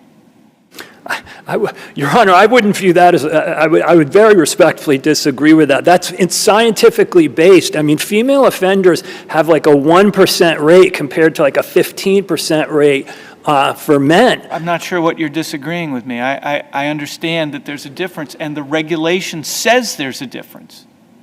Yeah, the term thumb on the scale sort of implies we're getting kind of some sort of unfair presumption built in for us. No, not unfair at all, no. Okay. It adjusts the way you look at it. If it's a female, her likelihood of recidivism is going to be less. Hey, hearing examiners and SORB, you need to know that. And she is saying, with granularity and based on contemporary studies, 2020, that this science concerning females needs to be more baked into these regulations. And what is it that Dr. Peretti would have testified to at trial that was different from what Dr. Winsman testified to that was before the hearing examiner? Women are less likely to recidivate. She's saying that the assessment tools, there aren't these assessment tools that are being used by SORB to address females that could be used, that's something that would have been fleshed out at trial. And I think No, I don't think she says that. I don't see her saying, here's some different assessment tools that would apply better to females. I think what she does say is the assessment tools you're using have not been shown to apply to females. Yeah, I think that's a fair enough interpretation. And either way, Dr. Wida is saying, no, absolutely the opposite. And to me, that creates the factual conflict. But even if Dr. Weidman doesn't even file an affidavit saying the opposite, is it enough to invalidate the reg to say it hasn't been proven valid? Isn't the presumption that it's valid? Respectfully, I think you're asking us to prove our case at summary judgment. All we need to do is create a question. Offer evidence that, viewed in the light most favorable to you, suggests you could prove your case. And I would just respectfully say, that if we look at this affidavit, it's very detailed, and we can look at the studies. And talking about looking at the studies, so she, Dr. Peretti, cites to a study from 2019, Miller and Marshall, comparing solo and co-offending female sex offenders on variables of pathology, offense characteristics, and recidivism. But as I understand your argument, you want to talk about this as a declaratory judgment appeal. You don't want to talk about the facts of this crime, which involved a solo offending female offender with contact offenses against multiple victims. So what is it in Dr. Peretti's affidavit or materials that says what she would have testified to that's different from all of the psych reports that are already in the record? Well, again, and those are so old because the history of this case, I mean, the initial classification was 2012, and that's absolutely no fault of my client. So what would happen at trial? I mean, there could be, an examination, Dr. Peretti could perhaps examine the client, but we don't have to decide all of that now. Yeah, you do. You have to put in, sorry, go ahead. So are you appealing on the 30A part of the judgment or only on the declaratory judgment part of it? Yes, Your Honor, the latter, Justice Grant. We are not appealing the 30A. So you put a lot of reliance on this Doe 10800 case where the SJC talked about the difference between a declaratory judgment and a 30A. Yes. But where the issues are inextricably intertwined, where in the course of the 30A administrative process, the hearing examiner considered issues about female sex offenders and recidivism and the fact that there's substance abuse involved here and that your client had subsequent crimes, including false report of a rape. And don't we have to consider all of the 30A information in the course of thinking about the declaratory judgment appeal? This is, I think, the fundamental problem with Justice Cowan's analysis, and I'd like to address this. Let's just play a little bit of a thought experiment. Let's say the two were separate. Let's say we have the whole 30A appeal, and that's adjudicated by Judge Locke, and then we have this complaint filed. Parenthetically, I think we all saw that the SORB answer conceded questions of fact. Do we all agree that that's in their answer? It says conceded questions of fact. It doesn't concede that they're material. Or that they'll survive by the time it comes to adjudicating the declaratory judgment act. Fair enough, but I think... Continue with the experiment. I think it becomes pretty close. But let's continue with the experiment. So we then have things occur as they did, but it's a separate case. Declaratory judgment. And counsel for SORB essentially makes Justice Grant's argument and says, as did Justice Cowan, this case has been decided by Judge Locke. What would be the vehicle for that? Res judicata. right? It would. Collateral estoppel. Yeah, I mean, I just did a case on this, and everyone's calling it res judicata. So Let's talk issue preclusion and claim preclusion. That way there'll be no ambiguity. okay, and I can give you a citation that they're now viewed as pretty similar, kind of an omnibus res judicata. But anyway. Oh, that's not true. But anyway. I'm quite certain that's not true, counsel. Okay, but They're two extremely different concepts that are addressed differently in all the case law that I'm familiar with. Collateral estoppel, same issue. Let's talk about that. all right. So the core principle of that is this. You are barred from relitigating a claim that you either brought or could have brought. That's res judicata. Brought or could have brought. That's the standard. And in this case, absolutely you could not have brought it. It's two different standards of proof. It's entirely different.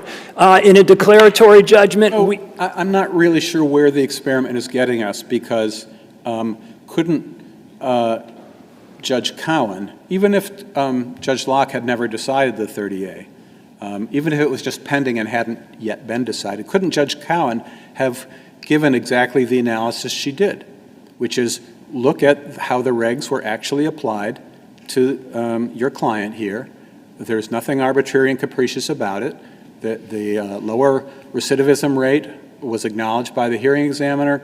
The particular facts of the additional materials, the studies that were offered, were cited and discussed and in essence applied by the hearing examiner. Say, yeah, there are some factors that do apply particularly to women, such as whether it's a solo offense or a co-offense, and that indicates that the plaintiff does have a high risk here. So even if the 30A had never been brought, isn't everything that Judge Cowan said in her decision, striking through the references to Justice Locke, but adopting all that analysis as her own, why isn't that enough to resolve the as-applied challenge? well, I think respectfully we're reviewing Judge Cowan. I think you just wrote a much better summary judgment opinion. Well, she said,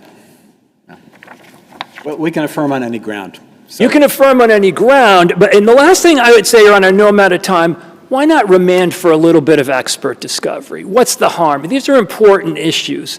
Let's just have at it. Let's have these experts put on the stand. And we already had Judge Canone say expert funds.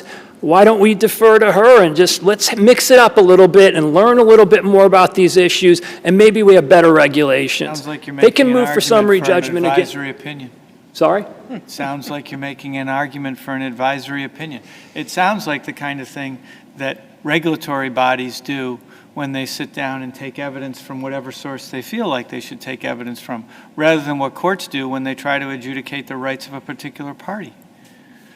I'm happy to Just answering your question. I'll put the meat on, whatever meat on the bones at trial. If you just give me a couple of depositions, that's all I'm really asking for here. Thank you very much, Your Honors. Thank you. We'll hear from the board. If it pleases the court, David Chennai for the board. The board's position is that from the very beginning, this was an as-applied appeal. And I think that looking at both judges' decisions, they treated it as an applied attack on, not so much an attack on the regulations, but that it comes down to, in the end, how it was applied to her. And I think when you look at how it was applied to her, the board's regulations worked the way they were supposed to, starting with the fact that the hearing examiner found that that she begins with a low base rate because she's a female offender. Then looked at the studies that the plaintiff brought in and looked at them and said, wait a minute, a lot of these characteristics, dynamic risk factors, she has those factors that could increase according to the Courtroom study, and then factored that in as well to reach the level 2. Now, that's what basically Judge Locke was saying. When you're attacking the regulation as a challenge, as an applied challenge, well, it was applied properly to her. The board's regulations worked. And when you get to the level of Judge Cowan, she looks at the affidavit of Dr. Peretti and says, that affidavit doesn't change the fact that the that it worked in this case Worked in this case. for this individual. Well, you have Peretti saying many, I think is the right answer, many of the factors that you guys are supposed to look at do not apply to females. She says that, right? She does say that. And many of those factors were applied by the hearing examiner. Correct. So is there an issue of fact with reliance by the, in this case, reliance by SORB on factors that Peretti says that's error? The materials, the current science says those factors don't apply. But the problem with her analysis is that when she makes that, for instance, one of the issues is the criminal law, a person with a criminal background. She cites a study and then ignores it. The study she cites specifically says that when you do the static... You're arguing facts.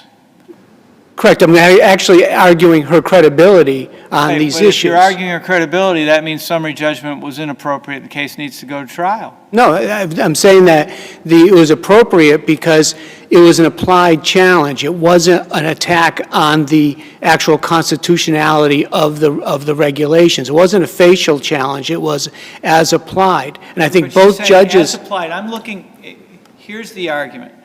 Looking at how you applied it to his client, to your opponent's client, you, SORB, relied on this factor, this factor, this factor. Correct. Peretti says, this is what he says, query whether this is exactly what Peretti says. Peretti says this factor, as a matter of science, does not apply to females. No, she didn't say specific factors. What she said was the factors in general. The board's factors in general. I don't remember her saying that there was a specific factor that didn't apply. And again, when you look at the different factors, when she says that, for instance, she says the board's factors don't apply to male offenders. She also says there is no analysis, no risk dynamic factors established that show that would indicate female recidivism, which actually is not true because Courtroom says there are some, and the study she cites says actually there's a convergence. People with criminal histories, actually men and female, has the same impact, which until 2018, that issue had never been raised. So now you've got a new study that says, oh, wait a minute, criminal activity by a female offender does increase risk. And that's one she cited. That's now a dynamic risk factor if you accept that study, which shows that, which everybody says, including Dr. Purdy, this is an evolving area. There's very little research on female recidivism, mainly because it's such a low risk, they have such low recidivism rates. In fact, the study that Dr. Peretti cites specifically says we need to get at least a cohort of 100 recidivistic females, which we haven't reached yet, to do that. So they can't even come up with a study that would be definitive on these issues. But what's interesting is she says the only way, and she ends her affidavit with this, the only way you can tell if a female is going to be sexually recidivate is if there's some specific indication, then she puts in parentheses, like she tells you she's going to do it again, and puts that in parentheses. Now, first of all, Courtroom says there are risk dynamic factors, at least, and this is from 2007, there's at least 5 that he cites, which she actually has most of those. And then this new one, it says, wait a minute, we also find, looking at static 99 scores between females and males, there is a convergence with criminal activity, which again, it's part of the evolving process. Now, why the board's regulations work is because now an individual can bring in that study and show we have this dynamic factor. Or they could just not bring the study in and show so that the board would have that information. But again, the reason why it works is because new studies can be brought into evidence, and it has to be considered by the hearing examiner, and that's DOE 20561, DOE 151564. If there were scientifically conclusive evidence that a particular factor doesn't apply to females, it shouldn't be applied, right? If you can say there's a specific factor and you have the evidence. Now, a good example is DOE 22188 with factor 2. It was proven that the first part of factor 2 is not based on scientific studies of any kind. And compulsive?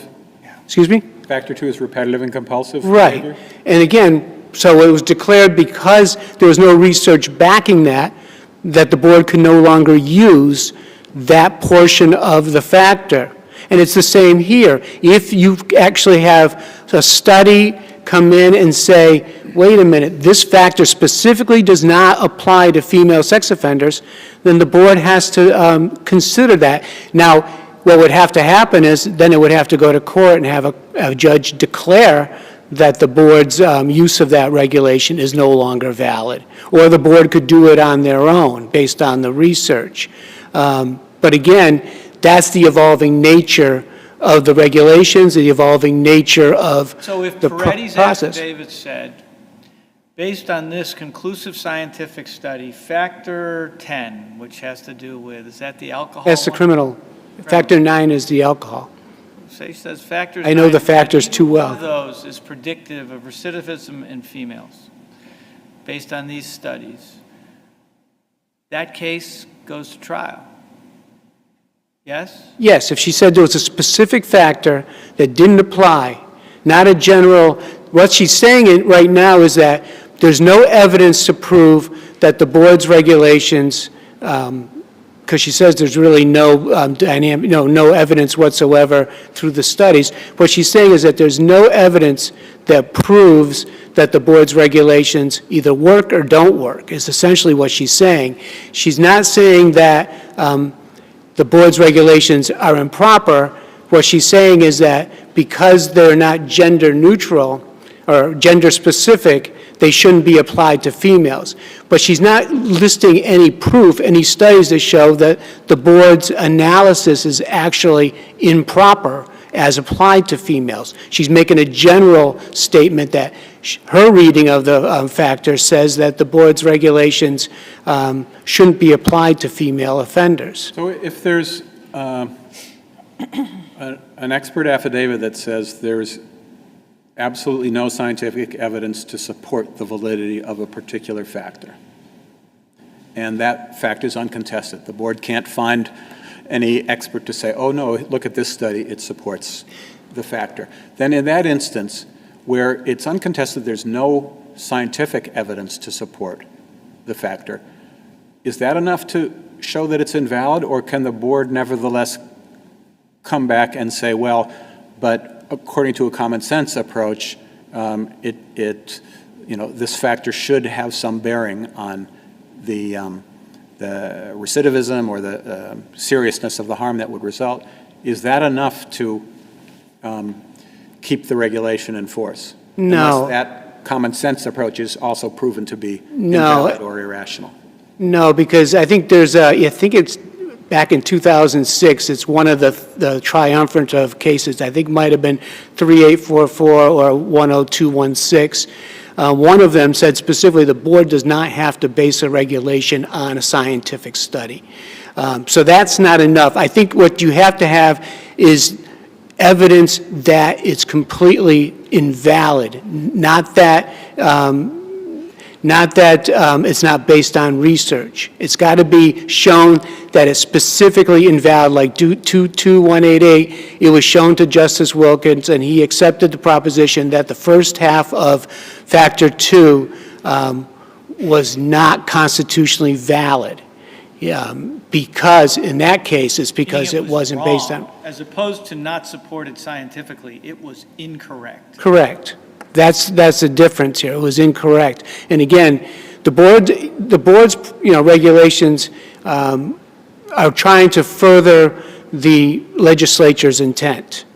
And the burden is on a plaintiff, even at this level, if he's going to make a facial challenge against it, he has to show that the board's regulation, as a specific regulation or all of the regulations, that they do not, they don't relate to the legislature's intent reasonably, in this case, to protect the public from dangerous sex offenders, as the statute says, the enabling statute says. So I think in the end, the matter comes down to the fact that Justice Cowan had the authority to look at Dr. Peretti's affidavit and determined correctly that it did not state that the board's regulations were unconstitutional or unconstitutional as applied to this individual.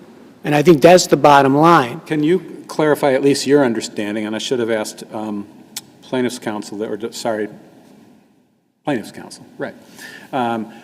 Is the challenge a constitutional challenge or a challenge that the reg is inconsistent with the statute? I think it's probably more inconsistent with the enabling statute, because you've got to prove that it doesn't bear a reasonable relationship to that as part of an attack on a regulation, or at least a constitutional attack. But again, you can't get away from the fact that throughout this, the complaint in this matter, the declaratory judgment complaint, was as applied. It wasn't a facial challenge against the regulation itself. And Dr. Peretti never addressed how it was unconstitutional as applied to this individual. I'm curious about the notion of a declaratory judgment action challenging a regulation as applied. Is that really an appropriate subject even for a declaratory judgment action, which is supposed to be to the validity of or an interpretation of a law, a regulation, or a constitutional provision, or whatever it might be, but isn't designed to determine the validity of an individual adjudication?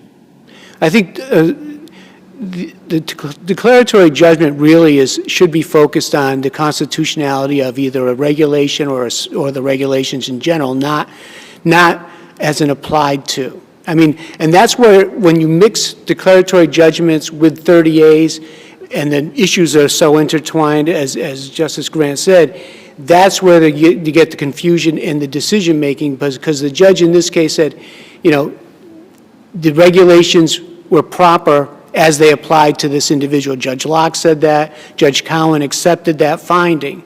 And that's what happens when you combine the two processes. I thought that the case law in this Commonwealth, going back many, many years, said that if you want to challenge the validity of a regulation, you want to say that it's invalid, you don't do that through a 30A.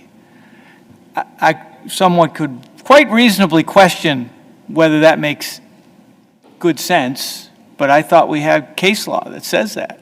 What we have is, and this is what started the whole confusion, back in, I think it's 2012, Doe 10800, which I argued, and Justice Spina specifically said there are two separate avenues, two separate vehicles, and he's advocating that they not be combined. But what's happened is, procedurally, it's been combined quite a bit. I mean, I'm constantly getting I think it's because there was this concept that the administrative body didn't have the ability to declare the regulation invalid. Right. Either statutorily or constitutionally. Right. That was the concept, right? And since Doe 10800, the SJC has said there may be circumstances where the issues are inextricably intertwined. I didn't come up with that myself. Right.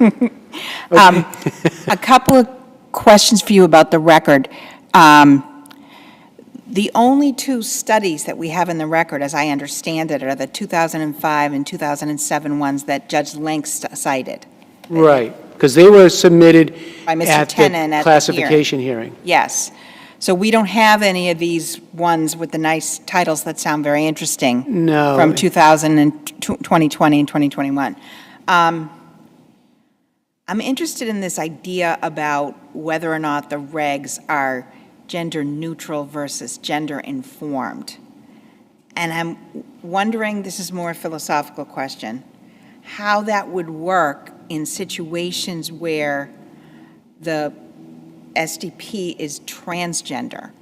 And I say this in part because I spent a lot of time looking at Judge Lenk's case where she starts off by saying John Doe, comma, a female, and I couldn't figure out why it was John Doe, a female.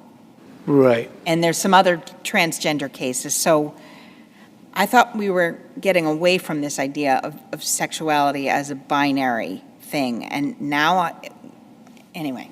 Well, I think, I think your point's well taken. I've had, in the last couple of years, a handful of transgender cases,